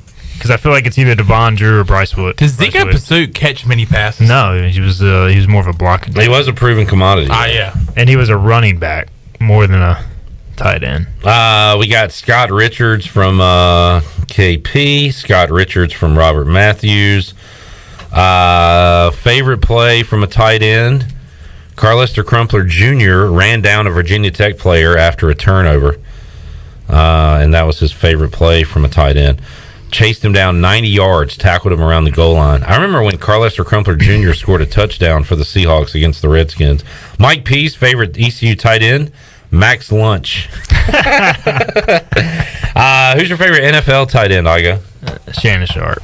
He was a boss. He was. He's kind of washed now, though. He can come back and play. And washed. He's actually not. His freaking abs. He took a picture with his shirt off recently. Really? He is amazing. He's awesome. And he talked junk. He was funny. His Patriots call on the sideline was the best. I could watch that all day. Tell the National Guard we are killing the Patriots. They need help. It was so funny. It was great. Johnny says Luke Fisher, his all-time favorite ECU tight end. All right, Ryan Jones came on the scene last year. I think if Ryan Jones, not to cut you off, but if Ryan Jones has another big year, he easily enters that conversation. Like all-time great ECU tight ends if he has a big year. Because who else? Big year. All-time great. He had 600-something yards last year. What other ECU tight ends had 600 receiving yards in the season?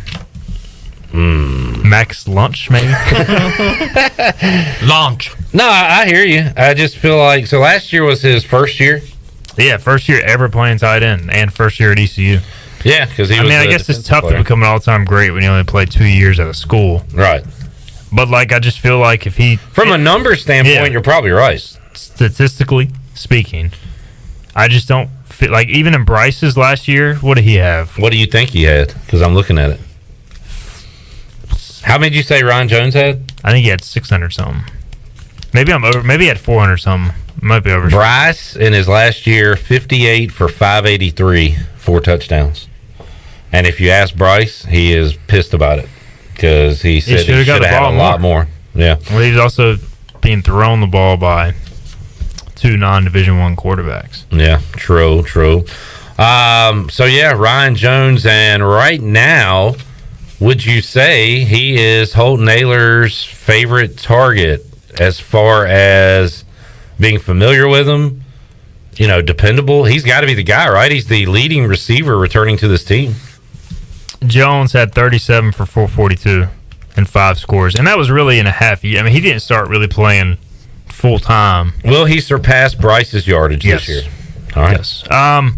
Now, CJ has got to be the leading returning receiver in terms of statistics, but in terms of guys you trust right now, I'd probably say Jones is number 1. Yeah.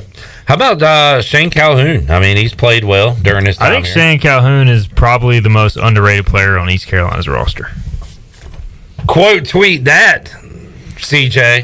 Then you got a proven commodity in Aaron Jarman. Yep. Quote tweet that. But no, Calhoun plays more snaps. He just doesn't get the targets, and when he does get the targets, he's got a catch rate of 90%. Right. So I feel he catches like everything that's thrown to him. If we're going to label these guys, Ryan Jones is a receiving tight end. Yes. Aaron Jarman is a blocking tight end. Yes. What is Shane Calhoun? A mix of both. Right. What is he better at?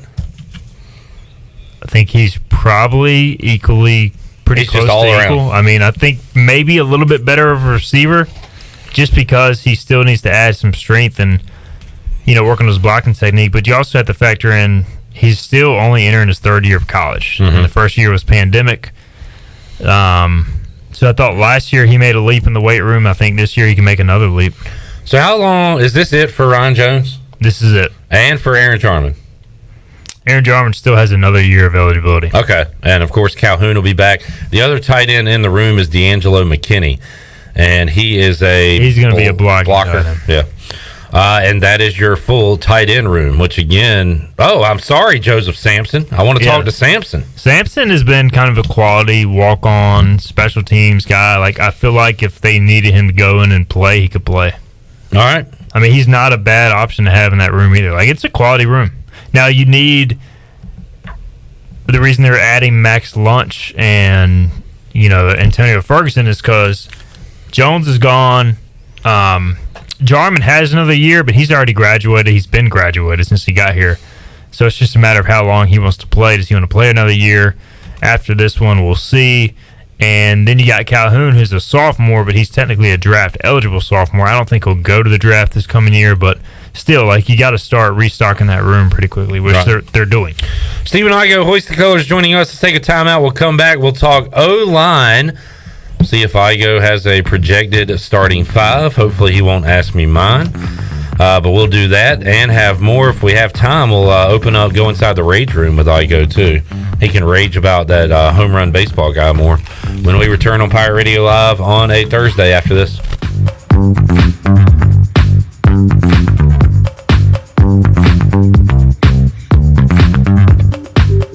Country Mart has been locally owned and operated for over 40 years and is your premier country store serving the best cheese biscuits and country food around. Country Mart is open every day and has 2 locations in Bethel on Highway 11 and in Stokes on Highway 903. Both Country Mart locations are top-of-the-line fuel stations serving Shell gas, including 93 ethanol-free high-octane gas, which is the best for all you boat owners. Country Mart, fueling you up with great food in your engines with great gasoline. Go Pirates!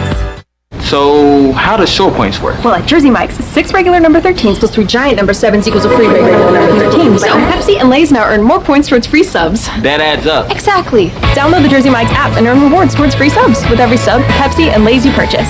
So, how does short points work? Well, at Jersey Mike's, 6 regular number 13s plus 3 giant number 7s equals a free regular number 13. So, Pepsi and Lay's now earn more points towards free subs. That adds up. Exactly. Download the Jersey Mike's app and earn rewards towards free subs with every sub, Pepsi, and Lay's you purchase.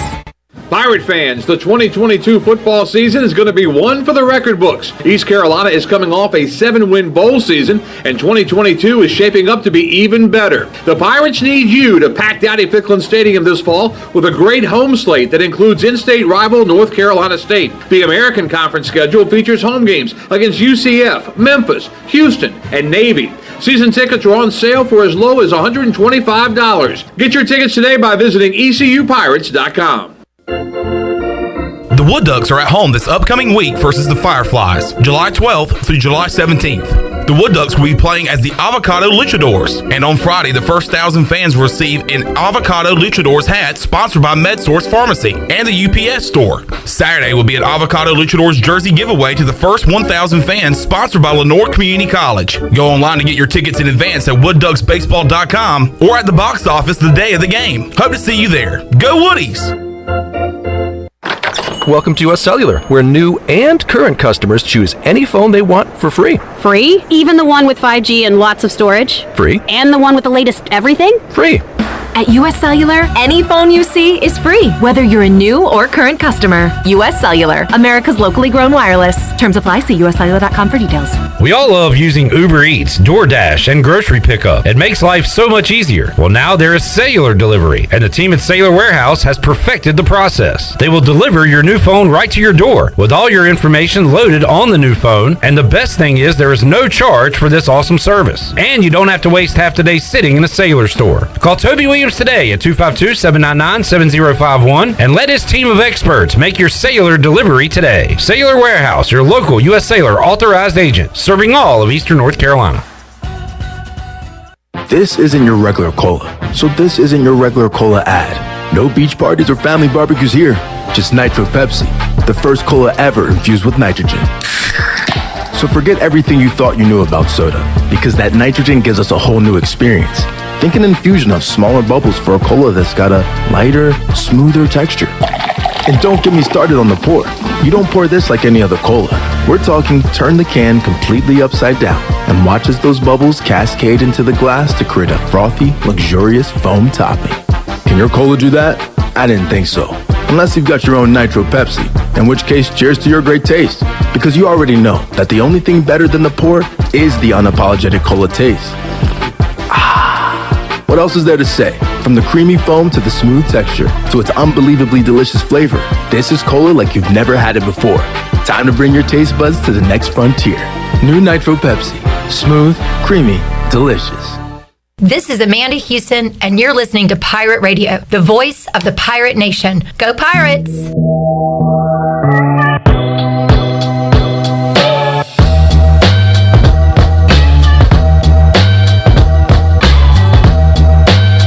You're listening to Hour 2 of Pirate Radio Live. This hour of PRL is brought to you by Beauty Bar Metaspa. Do you want to get rid of wrinkles, tighten and lift your skin, smooth your skin texture, erase veins and brown spots, and get rid of unwanted hair? Are you interested in Botox or filler? Visit beautybarmetaspa.com to set up a free consultation. Now, back to the show. Welcome back. Tommy's Express Car Wash. Come experience the difference at Tommy's. Now open at the corner of Greenville Boulevard and Red Banks Road. Doesn't your car deserve it? Visit Tommy's Express Car Wash today. Now let's head back into Pirate Radio Live. Here is your host, Clip Brock. Back with you, Pirate Radio Live, here on a Thursday, coming up in the third hour of today's program, 5 o'clock. Troy D will be here, and Holton Ahlers will join us. We'll talk about his time at the Manning Passing Academy and talk about his off season as well. And maybe he'll give us some insight on the tight end room and the O-line room, which we're talking about right now with Stephen Igoe. I'm looking at last year's participation chart, Stephen. Let's talk about guys who were here last year and not back this year. So you've got Sean Bailey, who started and played in many games in his Pirate career, no longer here. Justin Chase started 12 out of 12 games, not here. Fernando Fry started in a lot of games, and he is not here. Okay, so that's the three big ones you lost. Okay. Avery Jones has played quite a bit of Pirate football, and he's back for another year. Nashad Strother started in 2, 4, 6, 8, 10 out of 12 games last year. So you've got those two that have played quite a bit, and others who have seen time as well. So Noah Henderson is also on this list. He started in 10 out of game. He played in 10 games. He started 10 games.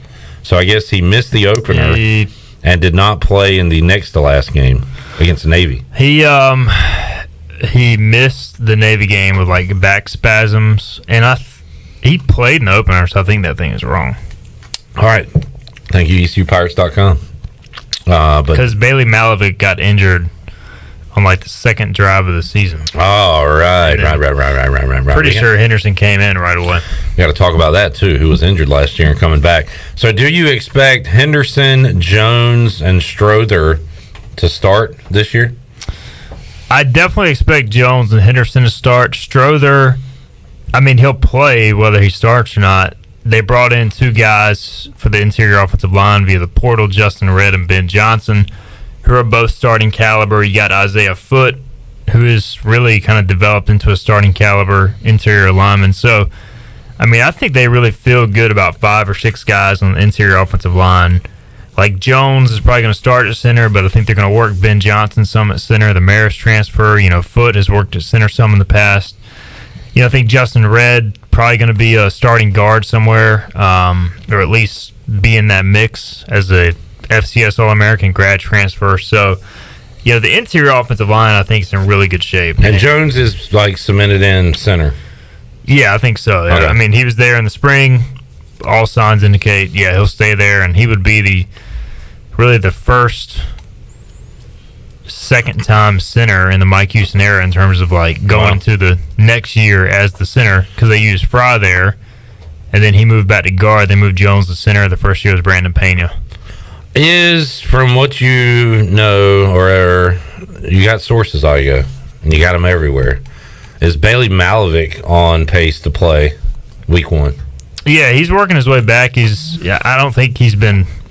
Last I'd heard, he was close to being fully cleared. Maybe he has by now, but he's been rehabbing. And I know that 2 or 3 weeks ago he was weighing like 320 or something like that. So his weight is in a good spot because he's got the type of metabolism where once he starts going every day, he's going to drop it. So he's going to lose weight during the season, probably. Yeah, and in preseason camp when they're out there, practicing 95-degree heat every day. I mean, you can't keep weight on that time of year. So if he's healthy, he's in at tackle. Who are the other tackle options, you think? So Noah Henderson, I think, is going to start if healthy. Okay. He had the back deal last year, but they managed it well. He said in the spring he was as healthy as he's been. Your 4 tackles are going to be Henderson, Bailey Malovic, Walt Stribling, and Parker Moore, the West Virginia transfer. Mm-hmm. Those are going to be your top guys. And then you can also play Strother at tackle if needed, even though he's more of a guard. Hampton Ergel's a guy who's a former walk-on or is a walk-on who can play tackle or guard. You got a couple of young guys as well who can play tackle. But, I think you're too deep at tackle. How they end up playing left or right or, how that ends up working out, I'm not sure. I think Noah will stay at right tackle. But, Bailey Malovic has worked at right and left in the past. Parker Moore was the starting right tackle at West Virginia. He worked at left and right in the spring. And then Stribling's mainly worked at left tackle in the past. But, it just depends on how they want to line those guys up. How about, so ECU was sacked 37 times last year. But you look at the rushing numbers, had a 1,000-yard rusher. It's a simpleton thing to say, but is it true, Igoe, that the run blocking was better than the pass blocking? Yeah, I think so. You look at Pro Football Focus's analytics, and the pass blocking, especially in like 3 or 4 games, was really bad, which brought down the overall grade. Like they were near the bottom of the country in pass protection. In terms of Pro Football Focus, which some people say that their offensive line metrics are not as trustworthy as some, but are there any other offensive line metrics? No, not really. Other than like just watching the game and making your own, because the toughest thing is you don't know what a guy's responsibility is based off what the defense is doing, so it's kind of guesswork. But overall, you can watch enough and say, hey, this offensive line is good or bad or whatever. So what was ECU last year? In pass pro, you look at the Houston game, UCF game, South Carolina game, and there was maybe Cincinnati. Like they just struggled against good defensive lines in terms of pass rush.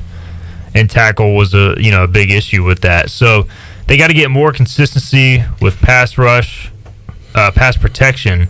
Run blocking, I thought they made major strides in, and I think they can be even better this year. I think the offensive line as a whole, you look at it, I think it can be so much better just because of what's coming back and what they've added. I think this is by far the best group they've ever had. The guys, like Houston. Yeah. That's that. Yeah. You saw the picture of them with all their shirts off. Like they look like a D1 offensive line. Like it did not look like that 3 or 4 years ago. Yeah. Avery Jones, he's entering his 3rd year playing Noah Henderson. That's a key thing too, playing together with each other. Nashad Strother, his 3rd year of playing. Like all these guys, a lot of them have played together. And then the guys coming in, Parker Moore, Justin Red, Ben Johnson, they've all played a lot.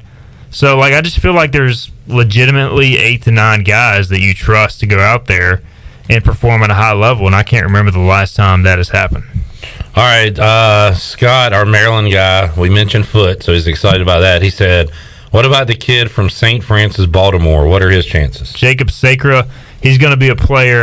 For a freshman, he is a massive human being. He's already moving dudes off line of scrimmage. It's just he's a freshman. When you're a freshman offensive lineman, listed 3'15", 6'5". He's every bit of that. So he could go out there and just kind of stand there and be effective. But I think they're to the point now where they got enough O-line depth they can redshirt everybody.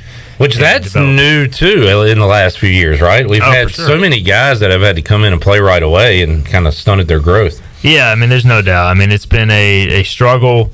in terms of attrition, in terms of depth, and it's just hard to get those guys that are, it's hard to find 5 of them, much less 10 to 12, and then find another wave that you're developing.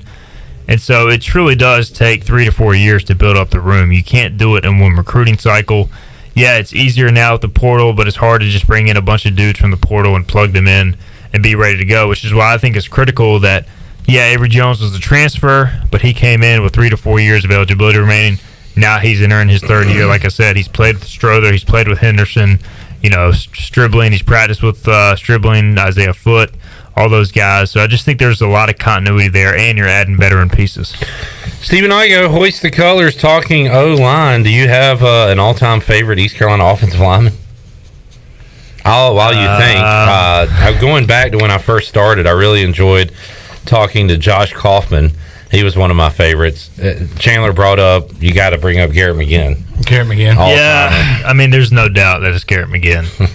I mean, interview-wise, personality-wise, I still kind of stay in touch with him. He's a bird. Thanks, Coach. Sorry. Great dude. Adam Alsali was always insightful to talk to. Very intelligent young man. Very intelligent. Gosh, there was somebody else in the rough era that I really liked. Big tackle. Maybe Ike Harris. You mentioned him too? He was fun. Fernando Fry gave us the Jeff Charles Wu moment, so we'll forever be grateful for that. And we should be grateful for him swapping positions and doing everything he could, getting everything out of his body. I think he played 7 years of college football. And really, I don't want this to sound bad, but might have could in an alternate universe played no years of college football. You know what I'm saying? He came as he came because his girlfriend was here, right? He didn't even get invited. He just walked onto the team, old school walk on. Yeah, and played and then a ton of games. Came into his own and became a key guy. Which is why we love him. That's a Pirate story, if we've ever heard one. He's a bird. All right, Coach. Let's take anything else O-line before we take a break? What's your projected starting lineup? I'm going to go Bailey Malovic and Henderson on the inside. I'm going to Avery Jones snapping the football. Then I'm going to have one of the transfer guys at guard, and then I'm going to have at the other guard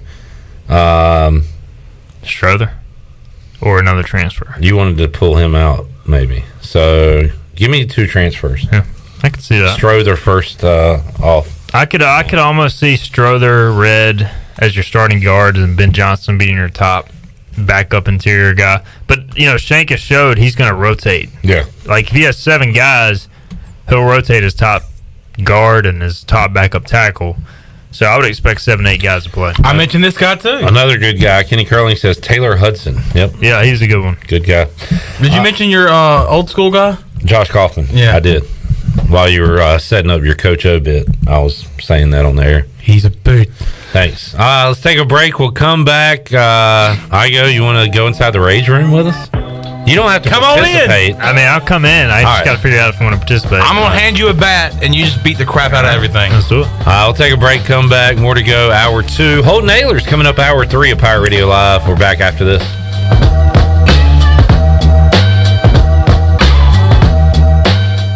In studio with Jeff Stein from Brown & Wood. What's new, Jeff? Everybody's thinking we're having some inventory issues in the car business, which some of it's true. For used vehicles, Brown & Wood has a lifetime powertrain on every vehicle you buy from us, new or used. So even when you buy a used vehicle from Brown & Wood, you have lifetime powertrain. We cover the engine, transmission for as long as you own the car. Brown & Wood, your #1 dealership in Greenville and the home of the lifetime powertrain warranty.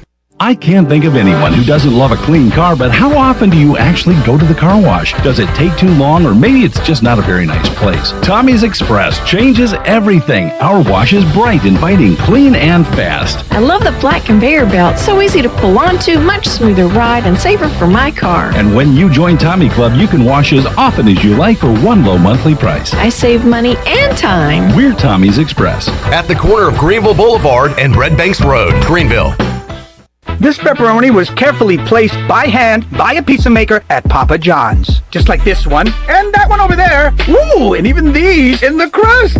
Get yourself the new epic pepperoni stuffed crust pizza, only at Papa John's. Hey, Pirate fans, the Papa John's Epic Stuffed Crust one-topping pizza is only $13.99 and is an MVP move for game day or any day. Place your order online at papajohns.com and sign up for Papa Rewards. Papa John's, the official pizza of the ECU Pirates. Although innovative new resources such as digital media and social networks have grown in popularity, smart marketers recognize that printing is a mainstay. We live in an age of computer hacking, scams, and fly-by-night businesses, so it's reassuring to consumers when they receive printed marketing pieces. It exemplifies business confidence and conveys a high level of commitment. It also fosters trust, which leads to engagement and ultimately brand loyalty. When you're ready to grow your business, come to PIP, where business goes to grow.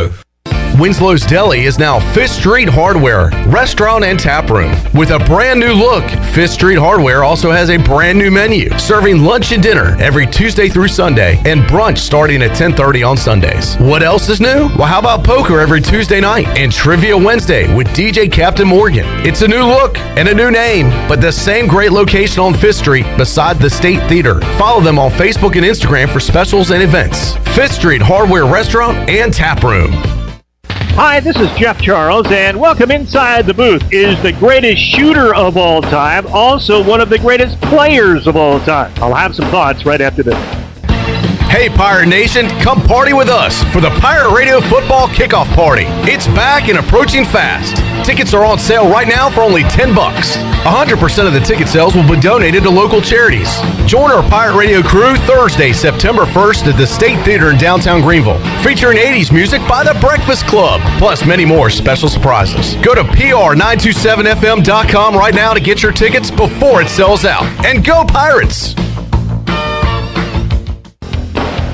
The consensus is Steph Curry is the greatest shooter of all time. Even great shooters like Reggie Miller and Ray Allen admit that Curry is the greatest shooter. Now, with 4 rings while playing with the Golden State Warriors, can we put Curry in one of the greatest players of all time category? I say yes. His Warriors have been to the finals 6 of the last 8 years. That says dynasty with 4 championships. Watching the finals this year, Curry showed he's more than a shooter. He takes the ball to the basket now with so much more strength and confidence and has become a great finisher. He's always been a fine playmaker and passer, and now he can hold his own on defense with his added strength and size.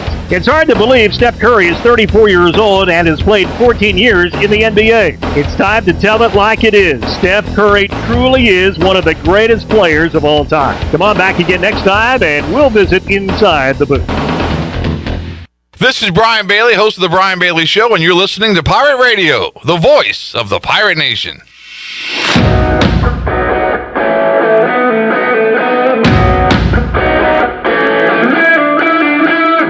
You're listening to Hour 2 of Pirate Radio Live. This hour of PRL is brought to you by Beauty Bar Metaspa. Do you want to get rid of wrinkles, tighten and lift your skin, smooth your skin texture, erase veins and brown spots, and get rid of unwanted hair? Are you interested in Botox or filler? Visit beautybarmetaspa.com to set up a free consultation. Now, back to the show. Welcome back. Winslow's is now 5th Street Hardware Restaurant and Tap Room with a brand new look. 5th Street Hardware also has a new menu and serves lunch and dinner on Tuesday through Sunday. Plus, they have brunch starting at 10:30 a.m. on Sundays. What else is new? Well, 5th Street Hardware Restaurant and Tap Room now has poker every Tuesday night and trivia on Wednesdays with DJ Captain Morgan. It's a new look, it's a new name, but it's the same location on 5th Street right beside the State Theater. Now let's head back in to PRL. Here's Clip Brock. All right, back with you, Pirate Radio Live on a Thursday. Looking forward to catching up with Holton Ahlers coming up in our next segment. We talked tight ends O-line a moment ago, and I meant to mention that I enjoyed our chat with Bryce Weaver a couple weeks ago, who is an incoming offensive lineman to East Carolina, and he talked about Coach Shank and the East Carolina coaches, and he's excited to get here and seemed like a good young man. So another future O-lineman, currently a D.H. Conley Viking. John Moody with a good one. Brian Rimpf. What did he call him? The Rimpfer. The Rimpfer. Brian Rimpf played for the Ravens, I believe, in the NFL. John, by the way, great question, and I'll bring that up with Troy, Tom Scott, and Holton, and Chandler, and everybody in hour number 3. But he said, You got 5 seconds, unlimited funds to grab whatever you want from UBE. What are you grabbing? So, I guess you need to set yourself up in the right spot. And then time starts. So, think on that. We'll talk about it. 5 seconds, he said? Yeah. Oh. You can give your answer now since you won't be here. Like UBE! So, like, what type of apparel am I grabbing? Or, like, What are you getting in 5 seconds? I mean, I guess I'm getting every shirt I can in the shirt section. I'm going to get pins for trivia because I always run out. So, I'm just going to grab a bunch of pins. 5 seconds ain't much. It is not. So I guess I would start in like the middle of the t-shirt. I'm not a big. I would be afraid that I would freak out and grab the wrong size t-shirt. So I'm gonna go in there where all the posters are. You know, they have the cool posters at the stadium where prints. The prints. Like I have one at the house, and it's the East UNC State game 2010. Beautiful picture as Clip leaves the room. He hosts the show, by the way. But yeah, there's a production meeting going on in the next room. But do you have any one of those prints? I do not. My parents have the UNC 7041 print, I believe. It's in our lobby right over there. Yeah. So that's a classic one. I would grab that one because I don't have that one. So I would probably get, and they have other stuff too besides the prints. Very rude of you, by the way, to leave your own show. Well, and leave me hanging here with Steve and Igoe. You seem like more of a. You're gonna get like a golf shirt, like a polo guy. And I need more. And I'm going t-shirt section. Clip seems more like a t-shirt guy. I was thinking, and hopefully it's there this season, even when it's hot. But I love hoodies and jackets. Yeah. I would be in the hoodies and jackets section. That's a good. If I had 5 seconds? Yeah, 5 seconds. Oh, I can grab quite a few hats in 5 seconds. That's true too. They've got a section across from By the way, hoodies. we're doing this in hour 3, as we're on minute 7 of talking about it right now.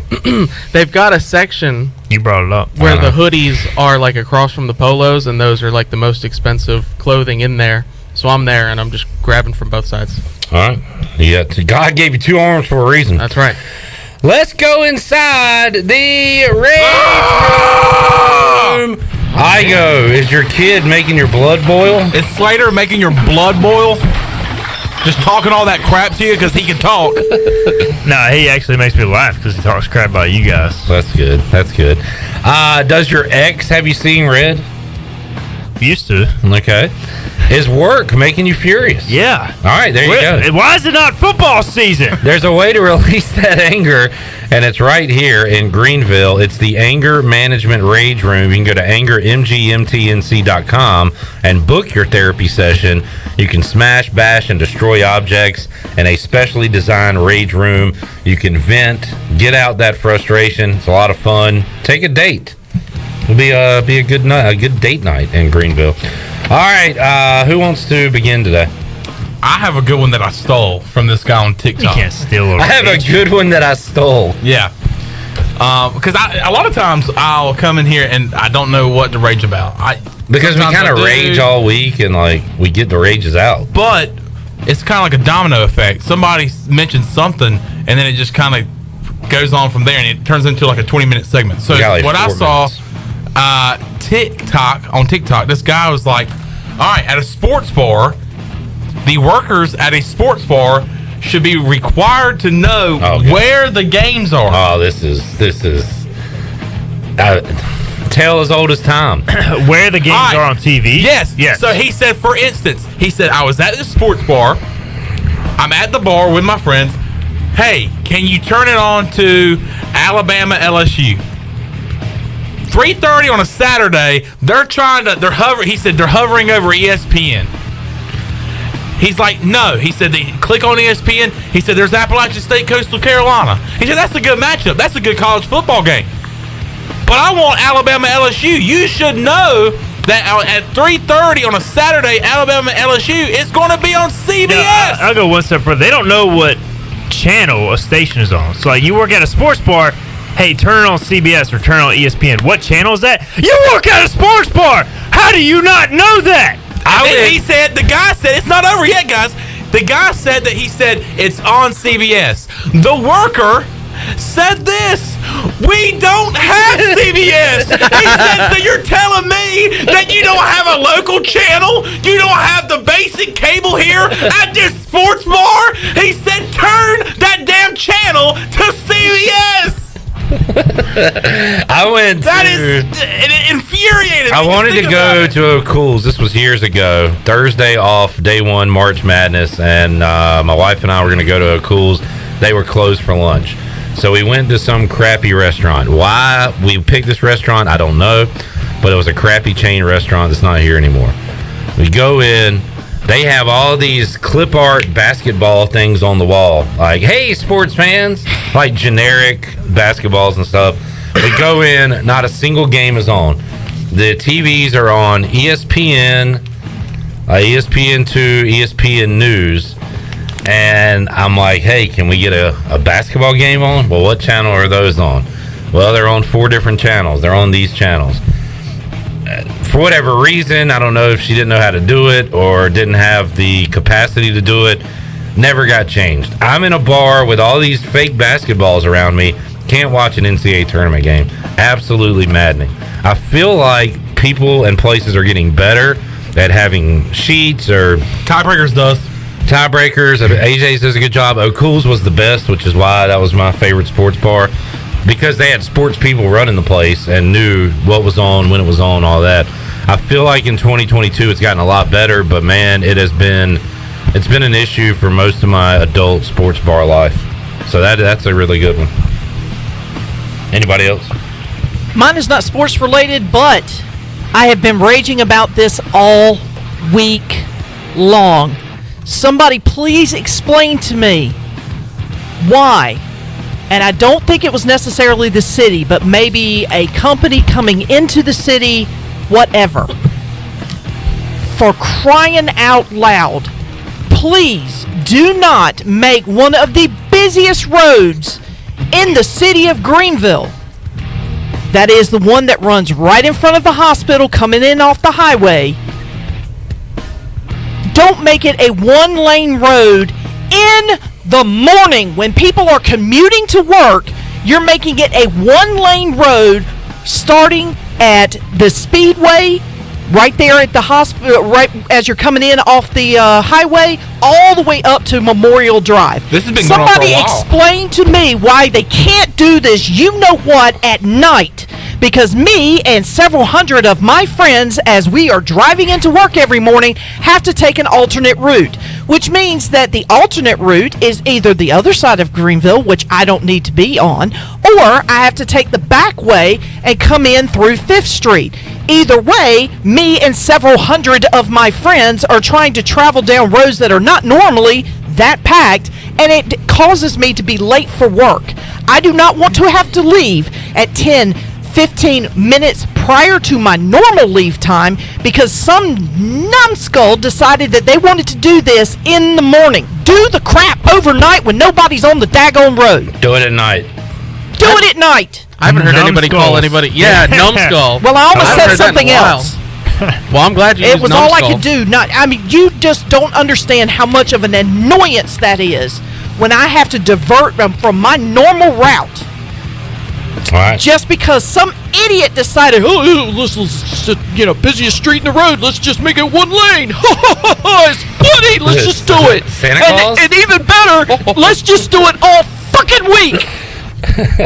Not one day, not 2 days, all freaking week. All right. Sure.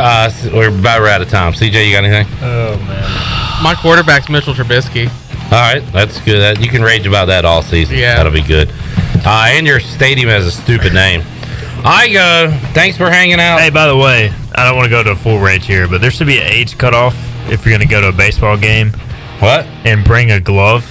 Yeah. It 30 has got to be the age limit, right? 30? At a Major League Baseball I'm thinking more like 25, 14. maybe? 20? 20, I think, is a fair. Yeah, if you're going to a Major League Baseball game. Wait, did somebody drop an F-bomb? I did not. I said frickin'. I think we had to. I think we'll have to get to the replay. Let's go to the booth. We're gonna review the tape. I damn sure heard it. I think. Did I? No, I said freaking. We got 3 people. Troy makes 4. That says you dropped the F-bomb. When she said it, I was like, I think she said. I said it. Oh, well, I did not mean to say it. I was trying to say freaking. There was a freaking. It dropped it hard too. But it Well, came out you know as what? something else. You know what? Fine. If I said it, I said it. That means that whoever the numbskulls are, knock it off. All right. I just dropped an F-bomb and I didn't even mean to do it. Troy, look, this is what the anger management rage room does to you. It makes you drop the F-bomb Hey, on better she says it not to you and to the world, right? So you don't have to worry about it. Steven, we'll see you next week. See you, man. All right, when we return, Holton Ahlers joining us on Pirate Radio Live. We'll have to check the tape, see what Shirley said. We're back after this.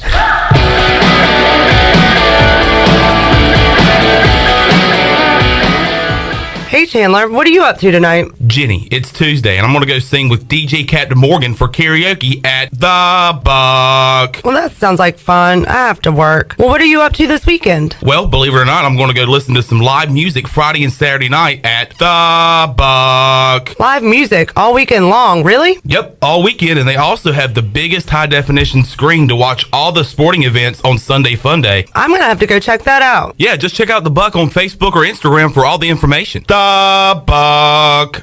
Hi, this is Holton Ahlers, quarterback for the Pirates. Join me for my first ever Holton Ahlers Youth Football Camp on Saturday, July 23rd at D.H. Conley High School. Open to ages 7 to 15, we will work on football fundamentals, skill development, and we've got a few other surprises for all of our campers. Our staff will feature current and former college players, as well as other area high school and middle school coaches. Join me for my first ever Holton Ahlers Youth Football Camp, Saturday, July 23rd. Registration is limited, so go now to holtonahlers.com to sign up. Go Pirates.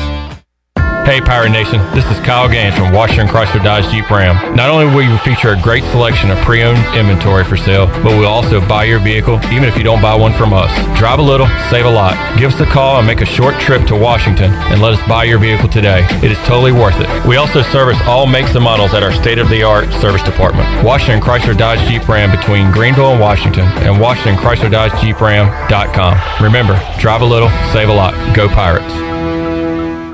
Your first stop for shopping is at Shimmer Boutique. This is Ashley from Shimmer. We are fully stocked with the latest apparel, shoes, and accessories and more. If you need gift ideas or some shopping therapy for yourself, stop by today. Looking for the hottest shoes on the market? Shimmer has the biggest selection of Hey Dudes anywhere. Shimmer has the newest Yeti products and colors. Want this year's most popular bag? Shimmer has a great selection of all your bog bag needs and accessories. Shimmer in Greenville, Winterville, and Jacksonville. When a storm hits, you can count on Greenville Utilities. They put their emergency storm plan into action to restore power as quickly and safely as possible. If you experience an outage, call them toll-free at 1-855-767-2482. The automated hotline can handle a large number of calls at once, virtually eliminating busy signals, so help can be on the way as fast as possible. Remember, GUC's emergency hotline number is 1-855-767-2482. I'm Sam Jones, and for more than 3 generations, my folks have kept the fires burning for Eastern North Carolina Whole Hog Barbecue. At Sam Jones, you'll find our smokehouse pumping out wood-fired meats, cooked fresh every single day. There are no freezers at our place. Everything, and we mean everything, is made fresh daily, including our sides, sweets, and sauces. Stop in and see us, and I bet you'll be able to taste our passion in just one bite. At Sam Jones Barbecue, you'll find plenty of smoke, but no mirrors. Hey Pirate fans, Derek Pizzeni from Carolina Wealth Management. Are you a fiduciary? That's a question every investor should ask their advisor. A fiduciary is an individual who acts in the best interest of a particular person or beneficiary. Is your advisor a fiduciary? You should know it's your money. At Carolina Wealth Management, we do things differently from other investment firms. To learn more about the benefits of working with a fiduciary advisor, visit mycarolinawealth.com. That's mycarolinawealth.com. Great food, great atmosphere, and great service is Ottavola Market Cafe. Ottavola is simply a restaurant that focuses on that, being a great restaurant. There's something for everyone at Ottavola. The menu offers a variety of great choices like pastas, pizzas, sandwiches, soups, salads, and seasonal rotating selections. Lunch or dinner, Ottavola is always the right call. Call ahead and get Ottavola to go, or stop by the bar for a drink with friends. It's simple. Come and eat at Ottavola Market Cafe, Red Banks Road next to Food Lion, and OttavolaMarket.com. Ottavola, Pirates supporting pirates. This is Pirate Radio, WGHB Farmville, 1250 and 92.7 FM Greenville, WDLX Washington, 930 and 104.1 FM Washington.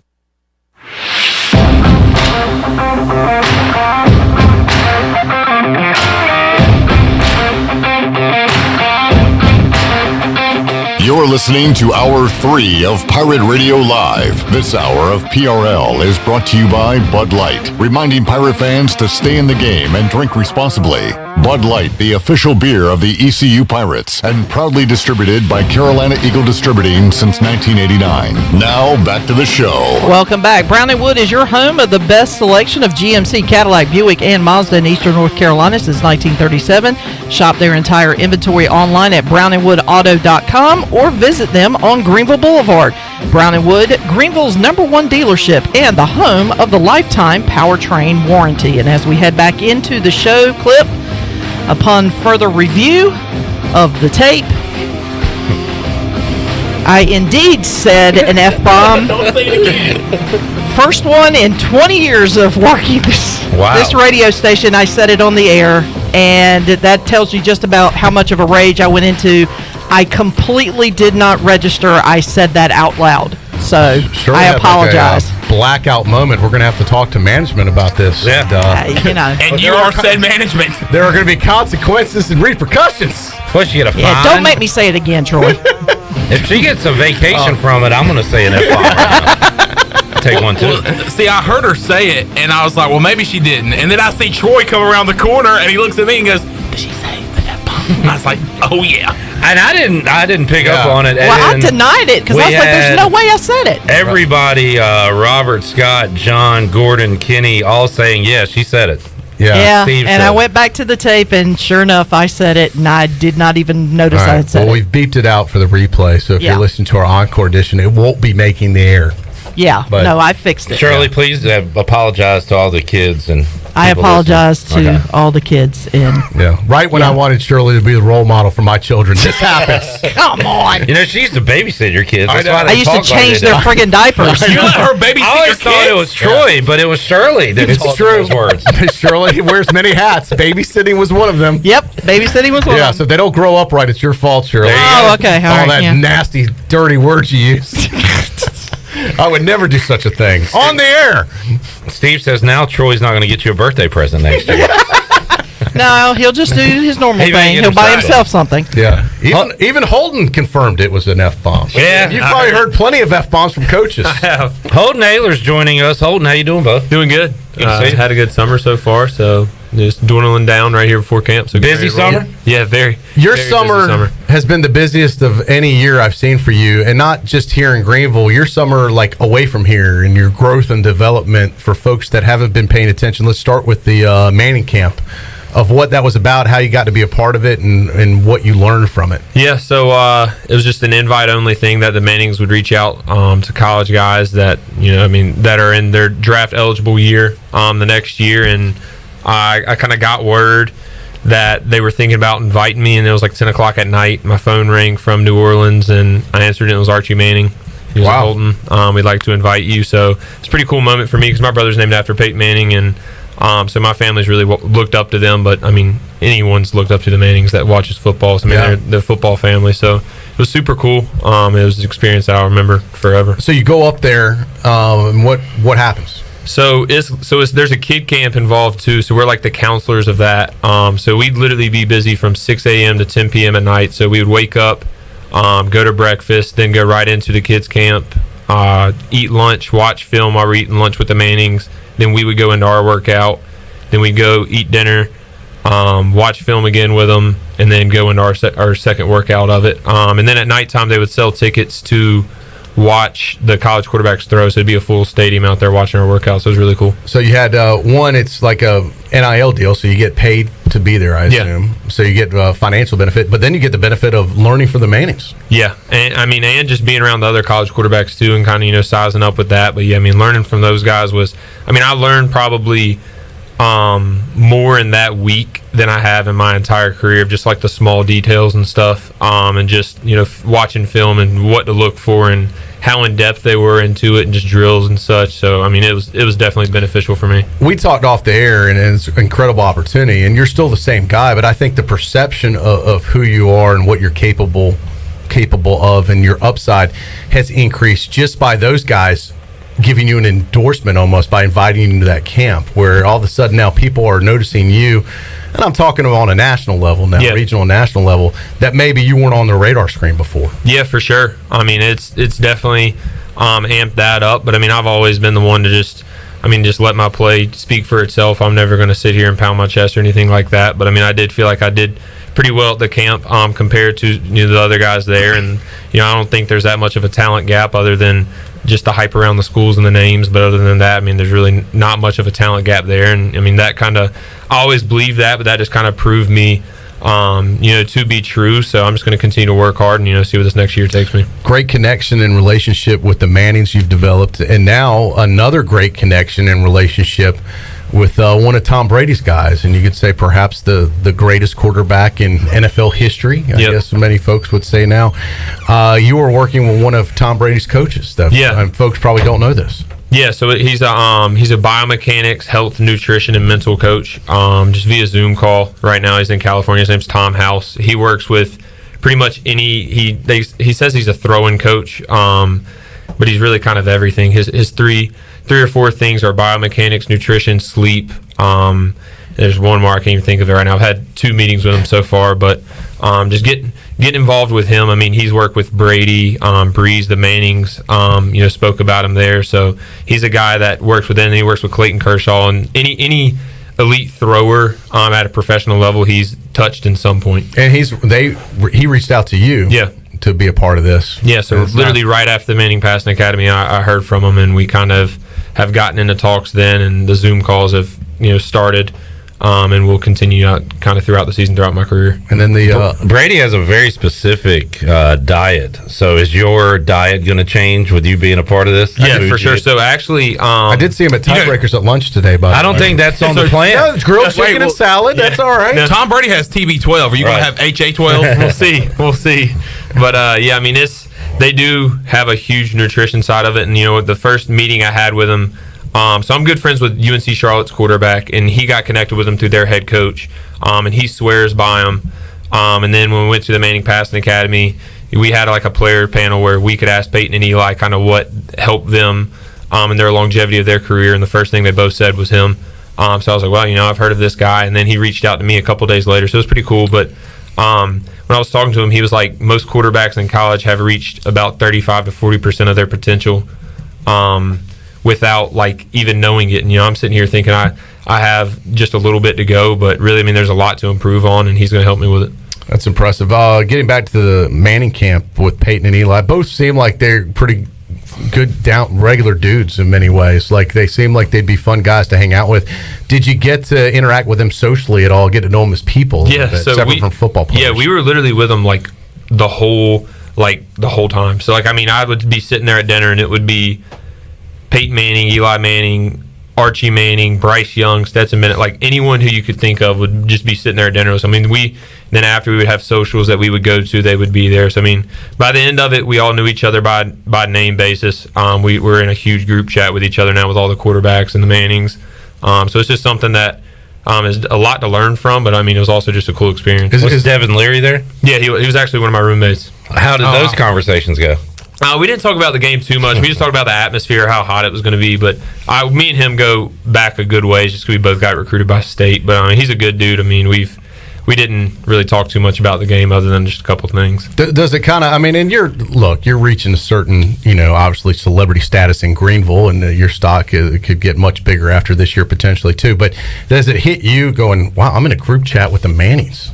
Like, wow. Yeah. Do you get starstruck anymore? So the one guy that so I've met like famous people before, and once you're around them, it's kind of just like, okay, like they're normal people. But the one guy that was not like that was Peyton. Peyton was like, it was still just like Peyton because he's so like intense. Like Eli's laid back, like, yeah, like let's go get drinks, let's go to dinner, and blah blah blah. And Peyton's like locked in on football, and he's retired, so he was a little bit different, but pretty much. So Peyton was more like the fraternity guy you could hang out with, and I mean Eli was more laid back fraternity guy. Peyton was more like the Just get stuff done. Yeah, like the chapter advisor. I was going to ask you about Peyton because he's a perfectionist, and when it comes to instruction, how much was it in detail when it came to film or on field instruction? Because I've seen documentaries about Peyton, and there was one where he went and visited. Butch Jones was at Tennessee, and he goes to Tennessee, and it was supposed to be like a 30-minute session where he talks to the coaches, and he said he was in there watching film with those guys for like 4 hours. Yeah, no, so Archie was kind of the guy that like controlled the time and all that, but Peyton would just go over the whole time. Anytime that Peyton would have the room, he would go over the whole time, and he's so in depth about like weird things too. Like one of the things that he kept talking about was QB center exchange, which is just like the beginning of practice when you just get snaps with the center. And he was sitting there and he was like, everything matters. He was just talking to the college coach. He was like, everything matters.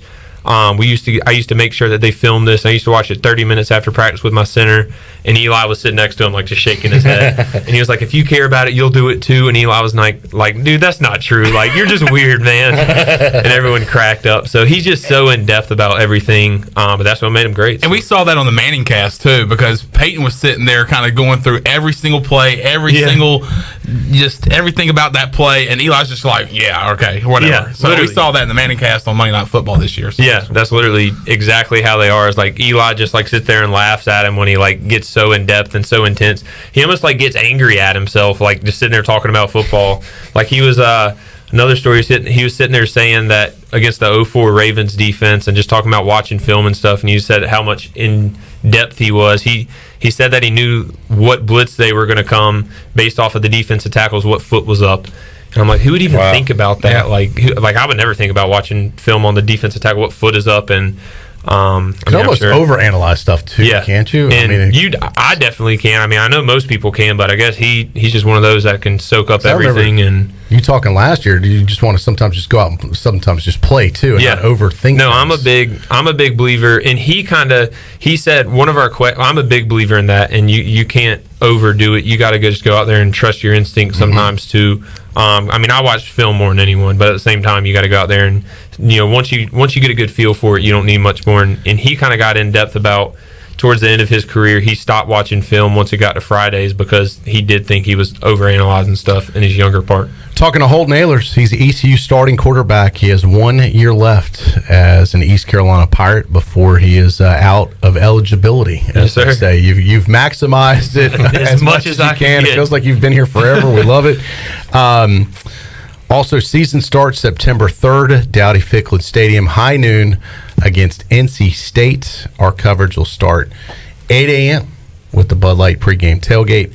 And the party will start Thursday night, September 1st. 49 days away, Troy. 7 p.m. as the tickets are already going fast, by the way. They are available. They were released today. You can click the link on our website, pr927fm.com, to purchase tickets. They are only $10.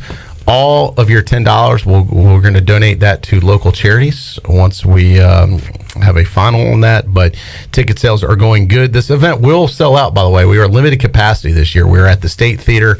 It is not unlimited tickets. We do have only a certain amount of folks we can have. It will be a great amount, and it'll be a good group of folks, but we do not have unlimited tickets. We do not have unlimited space. So I would recommend getting your tickets early before it does sell out, and we appreciate everybody that's already done so far. All right, Holton, we talked about the Manning camp, what you're doing with Tom Brady as one of his mental coaches. What's going on at Mobile, Alabama? Because you've been spending a lot of time down there, and I haven't even really gotten into talk with you off the air about what's been going on down there. I know you've had a couple trips or had a trip and got another trip planned. Yeah, so that's who I'm going to train for the draft. It's QB country, David Morris.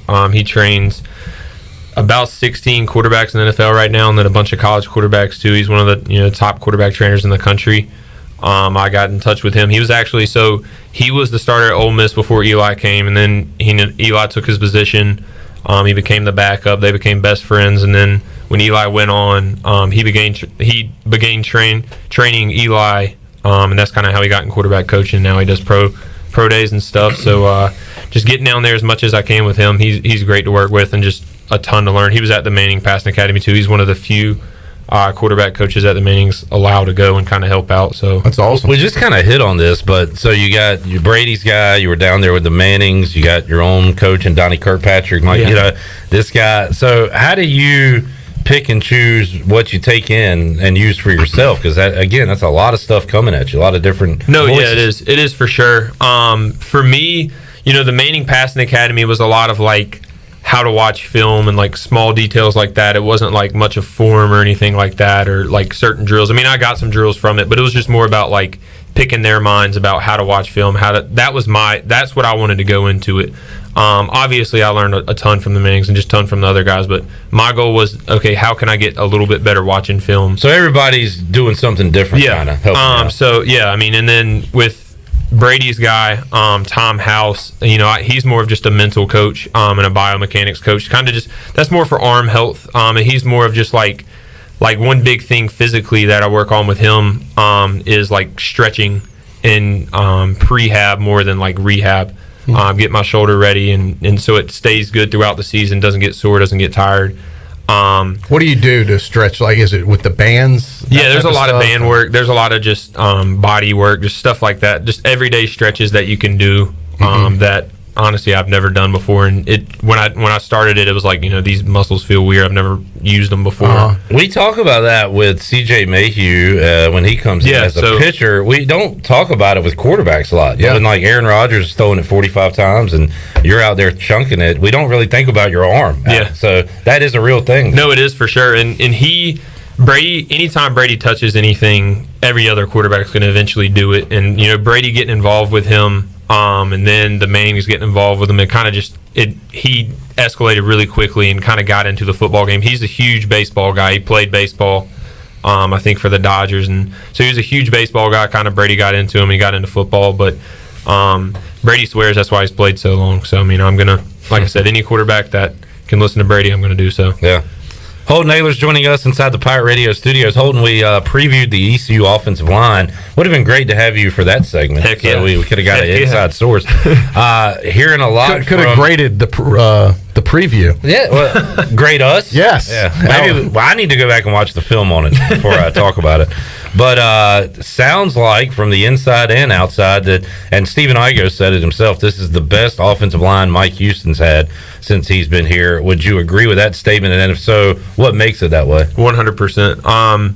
We're as talented as we've ever been, and we're also as deep as we've ever been. I mean, we're going to have guys that, I don't know who the starters are yet, but we're going to have guys that aren't starting that would start on every other year that I've been here. Right. And that'll be multiple guys. So, I mean, we'll have guys that have started big-time games for us that might not start this year and will still play. We're going to rotate guys in, and that's what's honestly going to be special about this year. Is we got 7 or 8 guys that are real dudes that can compete in this league that'll help us out and stay fresh throughout the game. And you got your center back from last year, which is always important, right? Avery Jones. First time having it, yeah. So first time having a returning center. And basically what it sounds like is, for the first time in a long time, maybe ever, we have some depth at offensive line. I know the same thing in the defensive line. I've talked to the guys. They say they're rotating guys in and out on the D line all the time because they have the guys that have the talent to be able to do that. Yeah, and it's not like there's not a huge talent jump when we do sub out, and that's what you can sub out as much as you want, but there's going to be a talent for most schools. There's going to be a talent jump, and for us this year,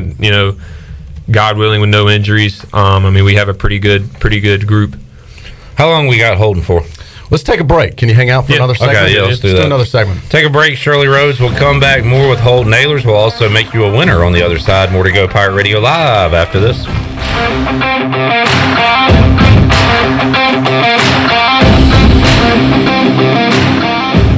So, how does short points work? Well, at Jersey Mike's, 6 regular number 13s plus 3 giant number 7s equals a free regular number 13. So, Pepsi and Lay's now earn more points towards free subs. That adds up. Exactly. Download the Jersey Mike's app and earn rewards towards free subs with every sub, Pepsi, and Lay's you purchase. So, how does short points work? Well, at Jersey Mike's, 6 regular number 13s plus 3 giant number 7s equals a free regular number 13. So, Pepsi and Lay's now earn more points towards free subs. That adds up. Exactly. Download the Jersey Mike's app and earn rewards towards free subs with every sub, Pepsi, and Lay's you purchase. America's favorite light beer, Bud Light, is also the official beer of the ECU Pirates. When planning your fun times at the pool, river, beach, or backyard grilling, be sure to pick up some Bud Light at your favorite retailer. Bud Light carefully brews their beer to be perfect for anywhere there is fun, because when there's fun, Bud Light is there. Have fun this summer, Pirate Nation, and always stay in the game and drink responsibly. Bud Light, the official beer of the ECU Pirates, and proudly distributed by Carolina Eagle Distributing since 1989. The Dickinson Avenue Public House is a lively and diverse restaurant in Greenville that utilizes fresh and local ingredients. With influences of Creole, Asian, and upscale Southern cuisine, the Dickinson Avenue Public House offers a seasonally rotating menu and a full-service bar with rotating craft brews on tap. Come to the intersection of 8th and Dickinson and enjoy $off drafts on Tuesday, half-price flights on Wednesday, half-price wine bottles on Thursday, and $1 oysters Tuesday through Friday from 5:30 to 7. For more details, check out their website at daphousenc.com. You've worked hard to make your business successful, and that's why it's really important to always have a bank in your corner when you need them. This is former ECU baseball player Ashley Capps from First Bank, and our experienced team of local bankers includes Lee Watson, Bonner Latham, Chris Richards, Josh Hooten, and Heath Nisbet. To get the business services that are right for your business today, come and see someone on our team at First Bank on Arlington Boulevard here in Greenville. First Bank, together with our customers, we're creating a world where individuals and communities thrive. Member FDIC, Equal Housing Lender.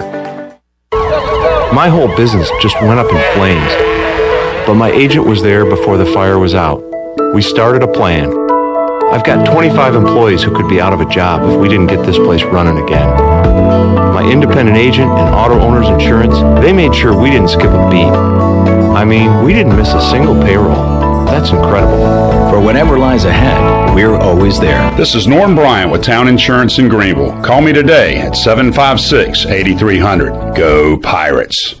Before anyone walks into your business, the outside is what they see. Make sure your first impression is a good impression with the right curb appeal. Hi, this is Daniel Andrews from Dan Andrews Lawn Service. We specialize in making your business look great. Let us handle all your professional landscaping needs. We do it all so you don't ever have to worry. Residential services are also available. Call us today at 717-8006 and we'll come out and give you a free quote. Taking care of your landscaping needs is all we do, and we've been doing it for over 20 years. You can trust our reliable team at Dan Andrews Lawn Service, covering all of Eastern North Carolina. The Rick House is Eastern North Carolina's premier American-style restaurant and bourbon bar with daily specials. And here's the lineup. Mondays feature $7 margaritas and half-price appetizers. Tuesday is stuffed seafood night. Wednesday is date night. Thursday is roasted smoked lamb chop night. Fridays is prime rib night. And Saturday is Italian night and is also Fred and Wilma night with our 36-ounce bone-in tomahawk steak just like the Flintstones. And on Sunday, it's our legendary brunch from 10 to 2. The Rick House, American Provisions and Spirits, 710 Red Banks Road beside the bowling alley in Greenville. Volleyball players need to be able to jump higher, dig lower, and move faster. Our athletic movement program at Kinetic this summer is just for volleyball players at ages 13 to 17. It's a 6-week program starting June 13th where you will learn the secrets on how to be more explosive, how to get the ball faster, and how to serve with power. Team up with our sports performance coaches and other players to sharpen your athletic ability and take your game to the next level. Sign up today at kptonline.com. Pirate Radio! Pirate Radio.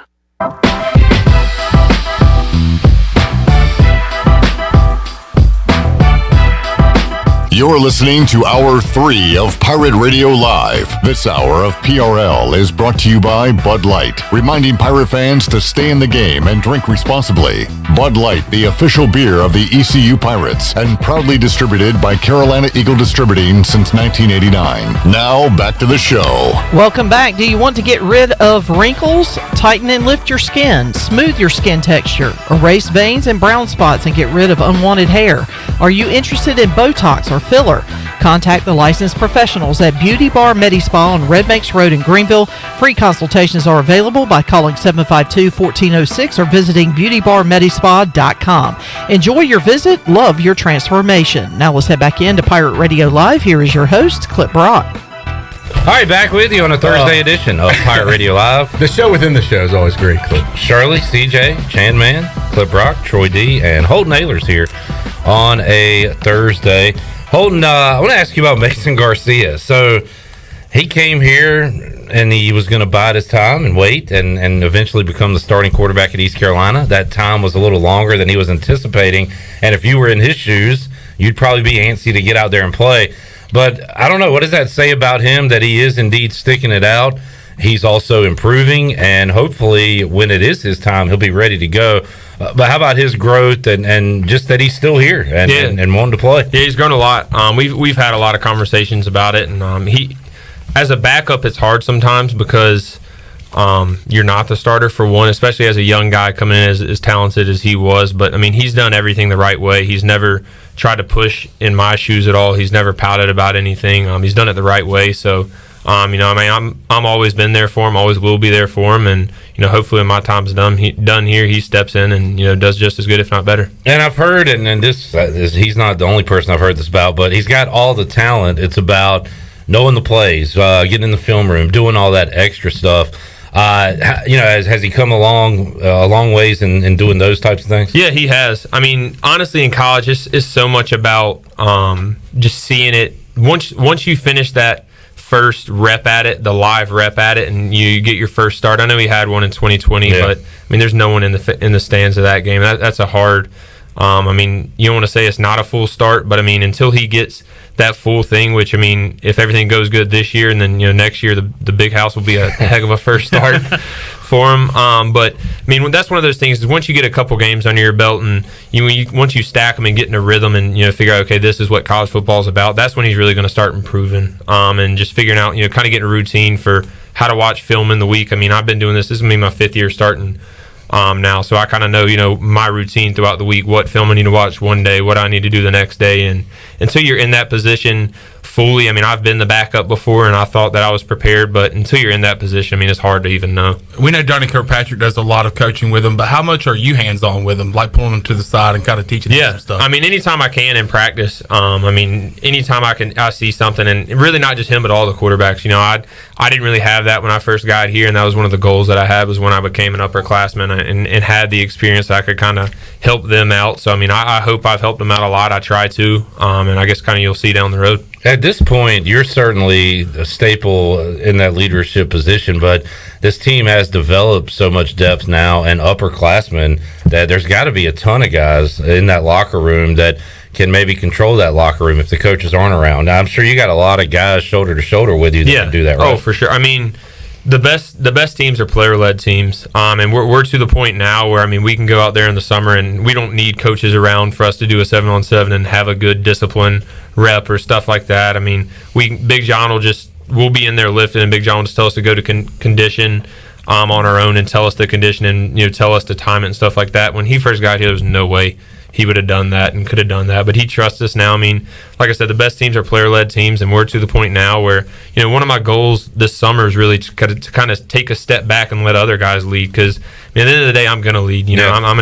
I enjoy doing it, but at the same time, if some of the guys I can get to step up, on defense, and some of the receiver guys that maybe are more lead by example guys, and tell them, hey, speak up a little bit and let people hear your voice. I'm just trying to let other guys do it to make the team better. Who are those other speakers on the team right now? Xavier Smith's a big one. Miles Berry's a big one on defense. Malik Fleming on offense. Keaton Mitchell, Rajah Harris. I mean, we got, kind of like you said, we got so many. I mean, we got 10 plus 3, 4, 5 year starters now, to where, like you said, I mean, there's so many voices that can be heard that, I mean, it's not too many, because you can never have too many experienced guys that are respected, but at the same time, we all know to respect each other, and when someone speaks, listen. Yeah, I was talking with someone about you earlier today, Holton. I said, you're in a unique position here, because you kind of span multiple generations now of, especially coach. Your recruiting started under Ruffin McNeil. Yeah. When you first kind of verbally said, "Yeah, I want to come to ECU," you signed officially with Scotty Montgomery. Yep. You're playing for Mike Houston. So, I mean, you could look at it as your career at East Carolina has spanned over 3 college football coaches. You've been here just about as long as anybody now. 2 ADs, 4 basketball coaches. Yeah, I'm just doing some other math. I mean, it is amazing, though, if you think about your tenure has been here longer than a lot of other folks affiliated with the university, and yet the script is still being written, and you've been here during some of the darkest times at East Carolina, and now this year, the 1 year left, this final season could be perhaps some of the greatest times in front of you and in front of this football program. I mean, really, it is y'all's decision as far as what happens. And right now, you haven't lost a game. And, you can run the scenarios, best case scenario, you win every game, worst case, you lose every game, or anything in between. But what does that make you feel to know that, man, this is going to be, you'll end up probably being remembered at East Carolina for what happens this season, is my guess, that this is kind of your moment now to take ECU, especially this program, and in many ways this university, maybe to the next level. Yeah, it was kind of crazy, like you said. Back when I was 14 years old, rough offered me, and I'm sitting here 22 years old. That's almost 10 years. Yeah. But when I committed here, I knew it was going to be a rough process. I knew that it was going to take a lot, and I knew that I was going to take a lot of heat for it. I could have went to schools where it was probably easier, less stress for me. But I wanted to be the one to help turn this thing around. I wanted to be the face of this thing, and last year when I had to make a decision whether to come back or not, I knew that this year was going to be the best team that we've had, the best team that I would have if I came back, and I couldn't pass that up. Being the quarterback here, I've said it many times, is one of the greatest blessings I've ever had, and I'll cherish it forever. So just one more year at it with the best team and most talent we've had, especially. I couldn't pass it up. And we're fortunate here. We get to know you as a person, separate from just a football player.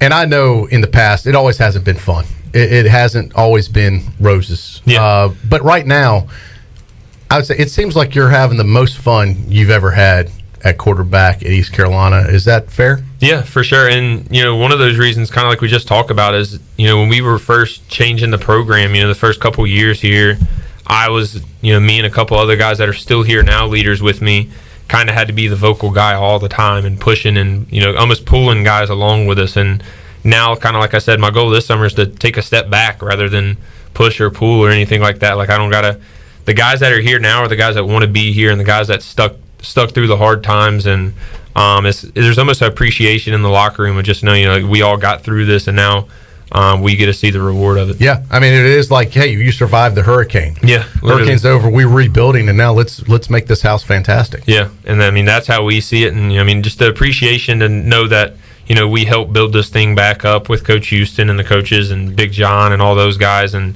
these fifth-year guys. We've been through a lot, and those sixth-year guys, same thing. We've been through probably some of the worst times in ECU football history, or at least came in during them. To get to a bowl game last year, and then our goals this year, if we achieve them, would be pretty special. Let's talk about something you have zero control over, but I'd love to get your opinion on. Okay. And that's all this conference realignment stuff. Yeah. It is kind of wild, and the things that have happened just within the last month that are kind of shocking. What's your perspective on all this? I think, for one, money's going to rule over everything, no matter if people say it will or it doesn't. It does, especially in college sports, and shows how much of a business it is. So that was one of the biggest shocks I had when I first got into college. It was like you go from high school where you grow up the people, the coaches your whole life, to college, them and their family, and Coach Mo walks in one day, says he's fired, and you don't see him again. He's not your coach anymore. So you just see how much of a business it is. But the thing that is really going to hurt, the one thing about NIL is like these big schools like Texas A&M and all that, they have the ability to, what I've heard from, some people is they're eventually going to pretty much have 115 guys on scholarship because the walk-ons will just get NIL scholarships instead. So if it gets to that point, that's a big-time thing. But I don't think – the thing about ECU is, we're not in the SEC. We're not sitting here having to compete with Alabama. We're not competing with Texas A&M. So I think we're in a great spot. We got good NIL deals here with – you can recruit guys. And in our conference, the Houston quarterback was at the Manning Passing Academy, and they have no NIL deals. Mm-hmm. And I know people don't like to hear that that's a thing, but that is a thing in today's college sports. That's a big deal. And just the fan base that we have, and I think we're in a good position to kind of take over the top G5 because you think about it, Cincinnati's leaving next year, UCF's leaving, Houston's leaving, BYU's leaving. That's some of the top group of 5 teams in the country, and ECU has in the past been those schools. We can kind of take that back over, and I think we're in a good spot. I wouldn't be too worried if I was an ECU fan. Holton Ahlers joining us. Holton, when you made your decision to come back, I believe you said that the decision was between going to play professional football or staying here. Yep. There was no other option in there. And I'm just curious whether it's legal or not, but with all the NIL, with the transfer portal, how much were you contacted or talked to by other schools, other players from other schools, all that going on? I was contacted. We'll keep it. I was contacted. Yeah. I'm here now because I want to be here. I wasn't going to go to another school, but yeah, I was contacted. Yeah, and that stuff I'm sure goes on. Luckily, good family, good head on your shoulders. But I mean, a lot of pressure on, I guess, young men, not necessarily kids, but kids to young men these days, with everybody trying to drag them in a different direction. And you don't have to name names, but when you are contacted, is it directly by coaches or is it by people that represent the coaches or the universities? Are they trying to do it through back channels, or are they just straight up, it's a head coach calling you? Depends. I mean, a little bit of both. I mean, it depends what school, who it is, previous relationships, just stuff like that. But I mean, a little bit of both.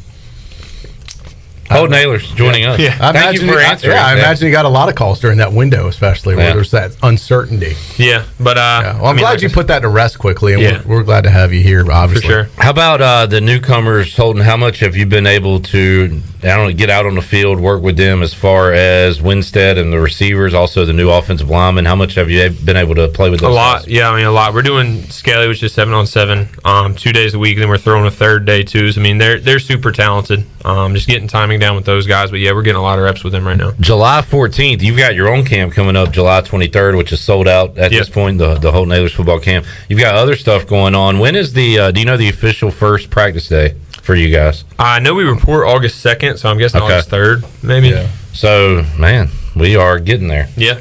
Clip, it'll be here before you know it. That it will.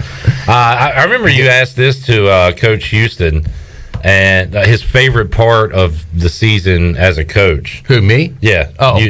Yes. Oh, you said you. I didn't know if you were talking about me or Holton. That's why. No, it was you on this show. Okay, got you. I guess outside of playing, Holton, what's your favorite part of the football calendar, being a college football player? Shoot, after going to the bowl game last year, the bowl game, that was pretty sweet. That week was super cool. That build up? Yeah. And just being there in the city and just the vibes around that was something obviously none of us have ever experienced. So that was super cool. And I still think we would have stomped those guys. I mean, I'm telling you, I think we were geared up, queued up, ready to roll. Yeah. And I don't know if they felt the same. Yeah, we were ready to roll. So that's all I'm going to say about that. I mean, I don't want to call them out, but we were ready to roll. And you got a lot of carrots at the end of the stick for yourself personally, but also that feeling that you haven't been in a bowl game, playing in an actual game. So I know you and your teammates, I don't know, is that discussed? It's at least in the back of the mind, I would imagine. No, it is for sure. I mean, we got a lot bigger goals this year, but Sure. that's the first one to kind of cross off the list in the late half of the season. All right, Holton Ahlers joining us. You enjoying any time off? I am actually getting out there a little bit, a few little breaks. Yeah, I've literally been doing something every weekend this summer. I think this is the first weekend all summer that I haven't been doing something involving football. So. Yeah, I know you've been busy. Yeah, you need to rest a little bit too every once in a while. I am. I don't want to overschedule you. Like my kids, I don't want you overscheduled. There you go. We gotta have some downtime. We gotta have some relaxation time. A mental break. Yeah, every now. Well, and then. man, this has been a big summer for you. This is a lot of, in case you missed it earlier, all the stuff we talked about with the Mannings and the Tom Brady connection and the stuff. I mean, this has not been the average summer off. This has been a real growth summer for you, and I think it's going to pay big dividends coming this fall. Yeah, I hope so. I mean, I'm definitely seeing and feeling a lot of improvement. So just hope to go out there and put it on the field. All right, well, good luck with the Holton Ahlers first ever football camp coming up July 23rd. Yeah, and unfortunately, if you waited too long for it is sold out. Yeah, sold out. So very popular camp, as you could imagine, at D.H. Conley. I'll look forward to hearing reports about that. And we've got some interesting news coming down the pike. We'll share maybe next month with folks about how they can participate. Well, I don't know. I don't want to spill the beans. I'll let you, if you want to say anything about it, or if you don't want to say keep it quiet for now. Let's say we've got some a good way that you could. We just got some interesting stuff to share. I don't know how I don't want to promote it without promoting it. Just don't. Yeah. But it'll be something that people could get involved in if they want to. Yeah. All right, I'll just leave it at that. There you go. Yeah. Holt got another Conley Viking on the way. We talked to Bryce Weaver on the show a couple weeks ago. Seems like a good dude. He's looking forward to seeing him there. So his brother was my teammate and I grew up with. And then their older brother grew up with my brother, so I've known him since he was tiny. Awesome. Well, he's not tiny anymore. That's a good thing. He's huge. He's helping out in the camp too. So awesome. And a lot like you, he's very mature. I remember we were talking to you when you were senior at D.H. Conley. It's like you were a grown man. It was the same way with Bryce Weaver. Heck yes, the Conley connection, man. All right, enjoyed it, Holt. Heck Have a good rest for having of your summer, man. And we'll talk to you a lot coming up this fall. Shirley, let's open up the booty bag. Give us something away. Booty, booty, booty, booty, booty everywhere. Booty, booty, booty, booty, booty everywhere. All right, 317-1250. What are we giving away today? How about a shrimp taco lunch courtesy of Chico's? Man, always shrimply delicious. Always. Shrimply delicious. That's Mike Moses' line. Next time you talk to Molly, drop a shrimply delicious in the conversation. See if you can get a look at it. We did one day with Mully, and as you can imagine, Mully was like, he went full Molly mode. He did. Oh yes, shrimply delicious, shaking his head in disgust. All right, what caller are we looking for? Number 6. All right, caller 6, 317-1250. We're back with more after this. In studio with Jeff Stein from Brown & Wood. What's new, Jeff? For service, we're doing touchless pickup and drop-offs. So when you pull your vehicle in, we greet you at the car and open the door for you, but we're putting plastic on the seats. We're having a steering wheel cover put on. We even have shift knob covers now this year. And then we have the customer actually drop the key in a baggie, and they're the next one to touch that key when it comes out of the baggie when they pick up their vehicle. So just want to make sure we take care of the customers that voted us number 1. Brown & Wood, your number 1 dealership in Greenville and the home of the lifetime powertrain warranty. Ahoy, mateys! It's Captain Jack Spare of R&R Tire Express. We're here to serve our pirate community by offering easy payments for easy ownership. For you landlubbers, R&R will install a new set of tires for just $20. $50 installs new custom wheels and tires. To learn more about R&R, stop by 3920 US 264 or rnrtires.com. The Wood Ducks are at home this upcoming week versus the Fireflies, July 12th through July 17th. The Wood Ducks will be playing as the Avocado Luchadors, and on Friday, the first 1,000 fans will receive an Avocado Luchadors hat sponsored by MedSource Pharmacy and the UPS store. Saturday will be an Avocado Luchadors jersey giveaway to the first 1,000 fans sponsored by Lenore Community College. Go online to get your tickets in advance at woodducksbaseball.com or at the box office the day of the game. Hope to see you there. Go Woodies! Warren's Hot Dog Pizza, homemade lemonade. Hey Pirate Nation, Warren's now has 2 locations, in Greenville across from Ron Ayers Motorsports and the Chocowinity location next to the fire department. Stop in today for hot dogs, pizza, subs, apple and peach turnovers, homemade lemonade, and breakfast in Chocowinity featuring homemade cheese, ham and chicken biscuits, plus sausage dogs and more. Warren's Hot Dogs. Want some? Get some. Go Pirates! I'm Michael Vaughn with East Coast Grading and Utilities. Many of you know my dad, David Vaughn, and his work in putting in subdivisions all over Pirate Nation. But East Coast Grading and Utilities is not just for those type of big jobs. We're here for the homeowners. Whether it's concrete, driveways, hauling rock, or sand, whatever you need, East Coast Grading and Utilities can get the job done. Call us at 252-531-7494 or check us out on Facebook at East Coast Grading and Utilities. Wings Over delivers. Wings Over delivers. Wings Over delivers. If you're looking for wings to be delivered to your home, Wings Over Greenville has you covered with no third party needed. Wings Over Greenville has its own in-house delivery service. Be sure to try the all-new tender sandwiches by ordering ahead on the Wings Over mobile app. Open till 3 a.m. on Friday and Saturday, Wings Over has everything to cure those late night munchies. Give them a call at 758-9464. Wings Over Greenville. They deliver.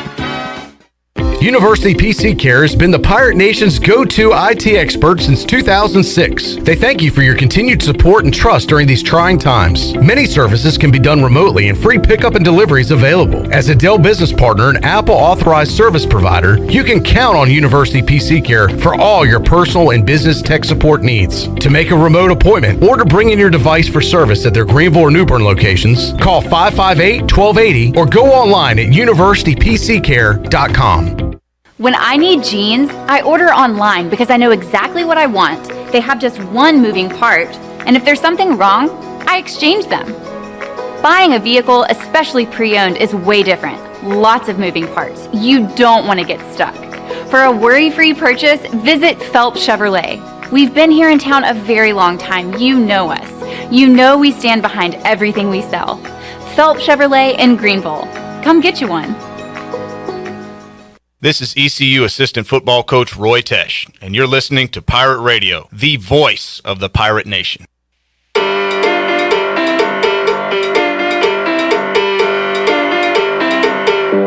You're listening to Hour 3 of Pirate Radio Live. This hour of PRL is brought to you by Bud Light, reminding pirate fans to stay in the game and drink responsibly. Bud Light, the official beer of the ECU Pirates, and proudly distributed by Carolina Eagle Distributing since 1989. Now, back to the show. Welcome back. Taking a quick look at your stock market. The Dow was down 142 points, closed out the day at 30,630. The NASDAQ was up 3 at 11,251. The S&P dropped 11 points, closed out the day at 3,790. That's your Wells Fargo Advisors Financial Report. For a personal look into investing, call Wells Fargo Advisors today at 756-6900 in Greenville. Wells Fargo Advisors, LLC, member SIPC. And congratulations to Pam Odom of Winterville. Got a shrimp taco lunch courtesy of Chico's. Grab your amigos and head to Chico's. Enjoy your favorites like shrimp tacos, steak and chicken fajitas, burritos, enchiladas, ACP, and more. Plus ice-cold cervezas and Chico's famous margaritas are always available. For Mexican food and fun, it's got to be Chico's. Now let's head back in to PRL. Here's Clip. Back with you on Pirate Radio Live here on a Thursday. Really enjoyed the chat with Holton Ahlers. If you are just tuning in, you can actually go to YouTube and watch it right now, or just wait till the show's over in 10 minutes or so and check it out on our Apple Podcast, Spotify, Facebook Live. It'll be archived there as well. Great chat with the quarterback from East Carolina.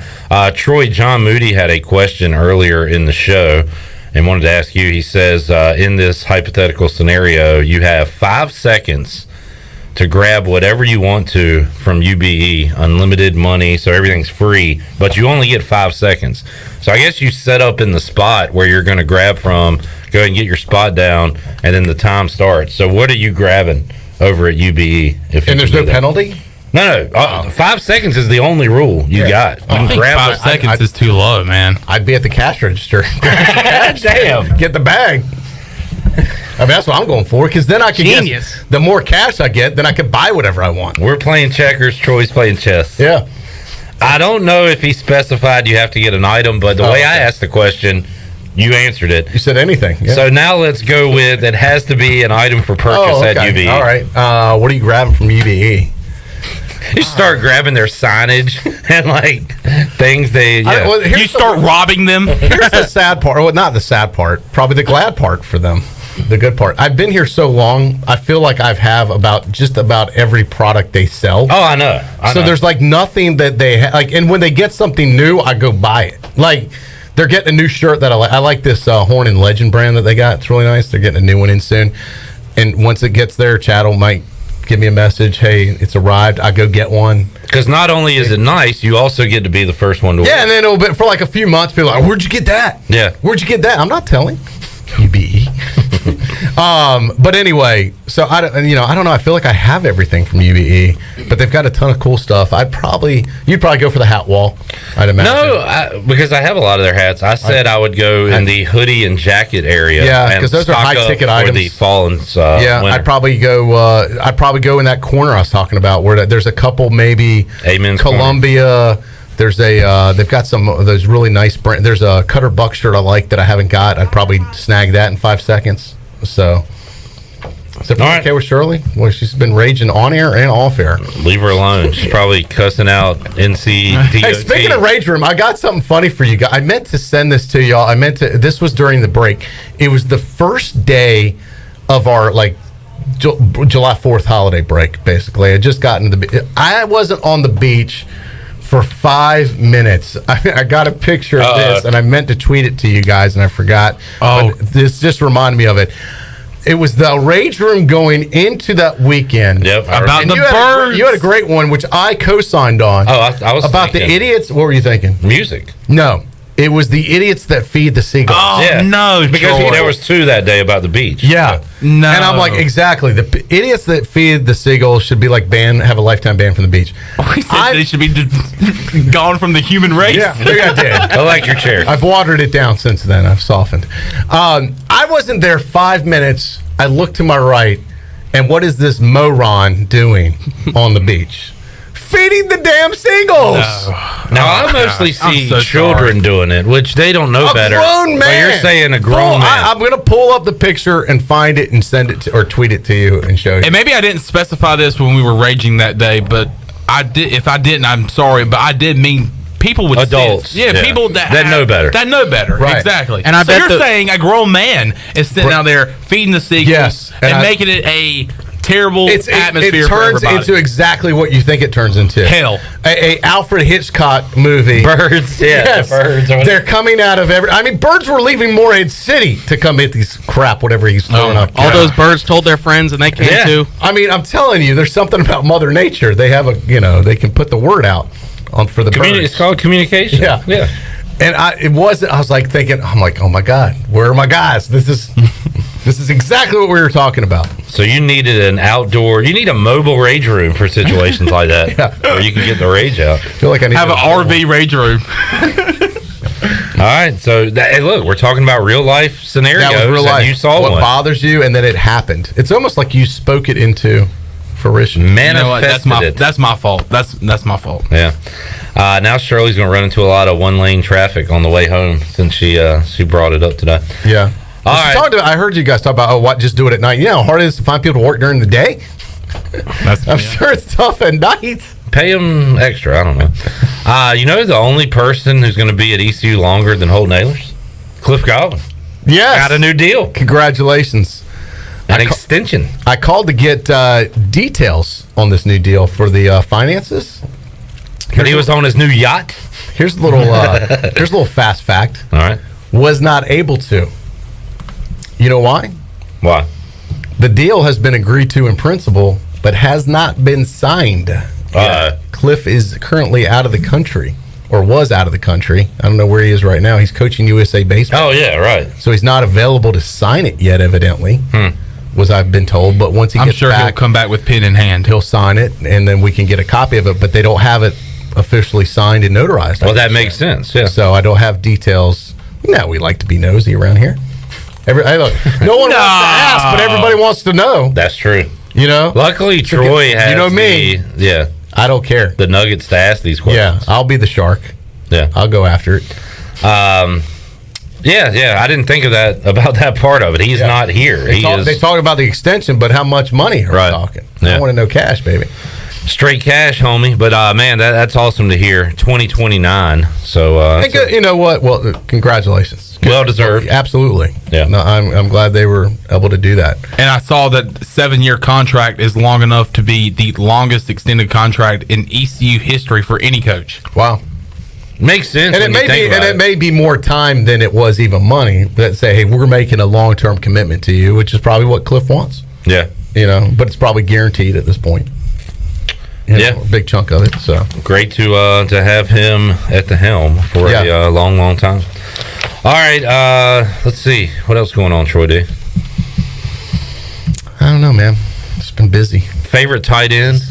I don't even need to ask. I almost. Why did you even ask? The answer for one of these questions concerning ECU, 1991, is Luke Fisher. I mean, and honestly, listen, I like Carl Lester Crumpler Jr. I'd probably rank him right up there at probably number 2. Big fan of Crump. We went to school together. We were friends. We worked together, actually, in a job together. Little known fast fact, Crump and I were co-workers at one time at ECU. Can you name the job? Part of Troy D. Trivia here. The student store. No, close. You had student part right. Student media? Student? No, another good guess, but that was not it. We were SGA. No, another good guess. We were orientation advisors. We helped run the orientation program. Crump and I did with. There were only 10 guys chosen on campus. We were 2 of the 10. So, I will never forget the day Carl Lester Crumpler Jr. and we all, you kind of get to know each other. You work closely. It becomes like a kind of a family deal. And me, I was kind of the jokester back in the day. Clip. Back in the day, not currently. Like to keep things light. So, and Crump, he's known for his sense of humor. All the Crumpers, yeah. So I said something smart aleck, probably bordered more on smart ass. Oh, I like this story. Where's this going? Something to Crump about one of the games in his play. I can't remember, like something that happened that season. We were joking around and stuff. I will never forget. Now, I was basically the size I am now. Maybe 10 pounds, 15 pounds lighter, but basically who I am now. Carl Lester Crumpler Jr., NFL tight end. NFL tight end. This is back when we were in college. We were probably juniors or seniors in college. For whatever reason, I remember this being like, I want to say near College Hill for some reason. We had some activity we were doing with the incoming freshmen at the time there. It might have even been right around Todd Dining Hall because I think that was built new at that time. And Crump came after me. Like I said something, laughed. He's like, "Oh, you think that? Think that's funny? That's supposed to be funny. Yeah, kind of like a Molly deal." And I was like, "Oh, was that supposed to be funny?" He grabs me and flips me over his shoulder like a rag doll, like a WWE wrestling move. And I was so high off, because you know how tall Crump is. I was so high off the ground. There was nothing, like I was completely powerless to do anything. He was so strong and had me backwards over his shoulder with one arm, by the way, and was like spinning me around. Like I couldn't get loose. And he could have absolutely killed me at that moment, but I think he just got me dizzy. You know who my favorite ECU tight end is? Carlester Crumper Jr. I changed my answer. Yeah. So it was an assault, but in a good way. Like a fun assault. Yes. But I know you like Luke Fisher for the touchdown and all that, but the touchdown, the greatest touchdown in ECU history, Clip. But there's more than that. I'm getting to that. Oh, sorry. So Devon Drew was my guy. Devon Drew finished 78 catches, over 1,000 yards, 8 touchdowns in his career. Luke Fisher scored 1 touchdown in the Peach Bowl, but he also had, Troy, 102 catches in his career, over almost 1,500 yards, 11 touchdowns. Not only did he have the moment, had a good career, a very solid career. He was a legit great football player. And this is early 90s when tight ends are not used like they are now. That's right. To have those numbers, you can kind of multiply those. Yeah. So that's great numbers. And if not for an injury, I think would have had a great pro career. So there you go, Luke Fisher, the guy. All right, Troy, enjoyed it, man. That was fun. Talk to you Monday. Soon, absolutely. All right, good deal. Chandler, we'll see you. You working on Friday? Yeah. All right, we'll see you tomorrow. CJ, Shirley, Big Dog coming up. The fade usually happens during football season. All right, when we need them. Yeah. Coming up tomorrow, Will Bland, head coach of the J.H. Rose Rampants, will join us, along with Tony Dunn, others, Morgan Ahlers. What, you want me to ask him about a player? No.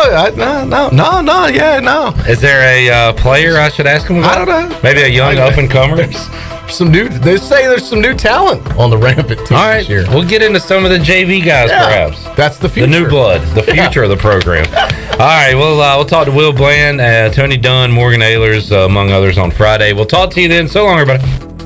Thanks for listening to Pirate Radio Live, an exclusive presentation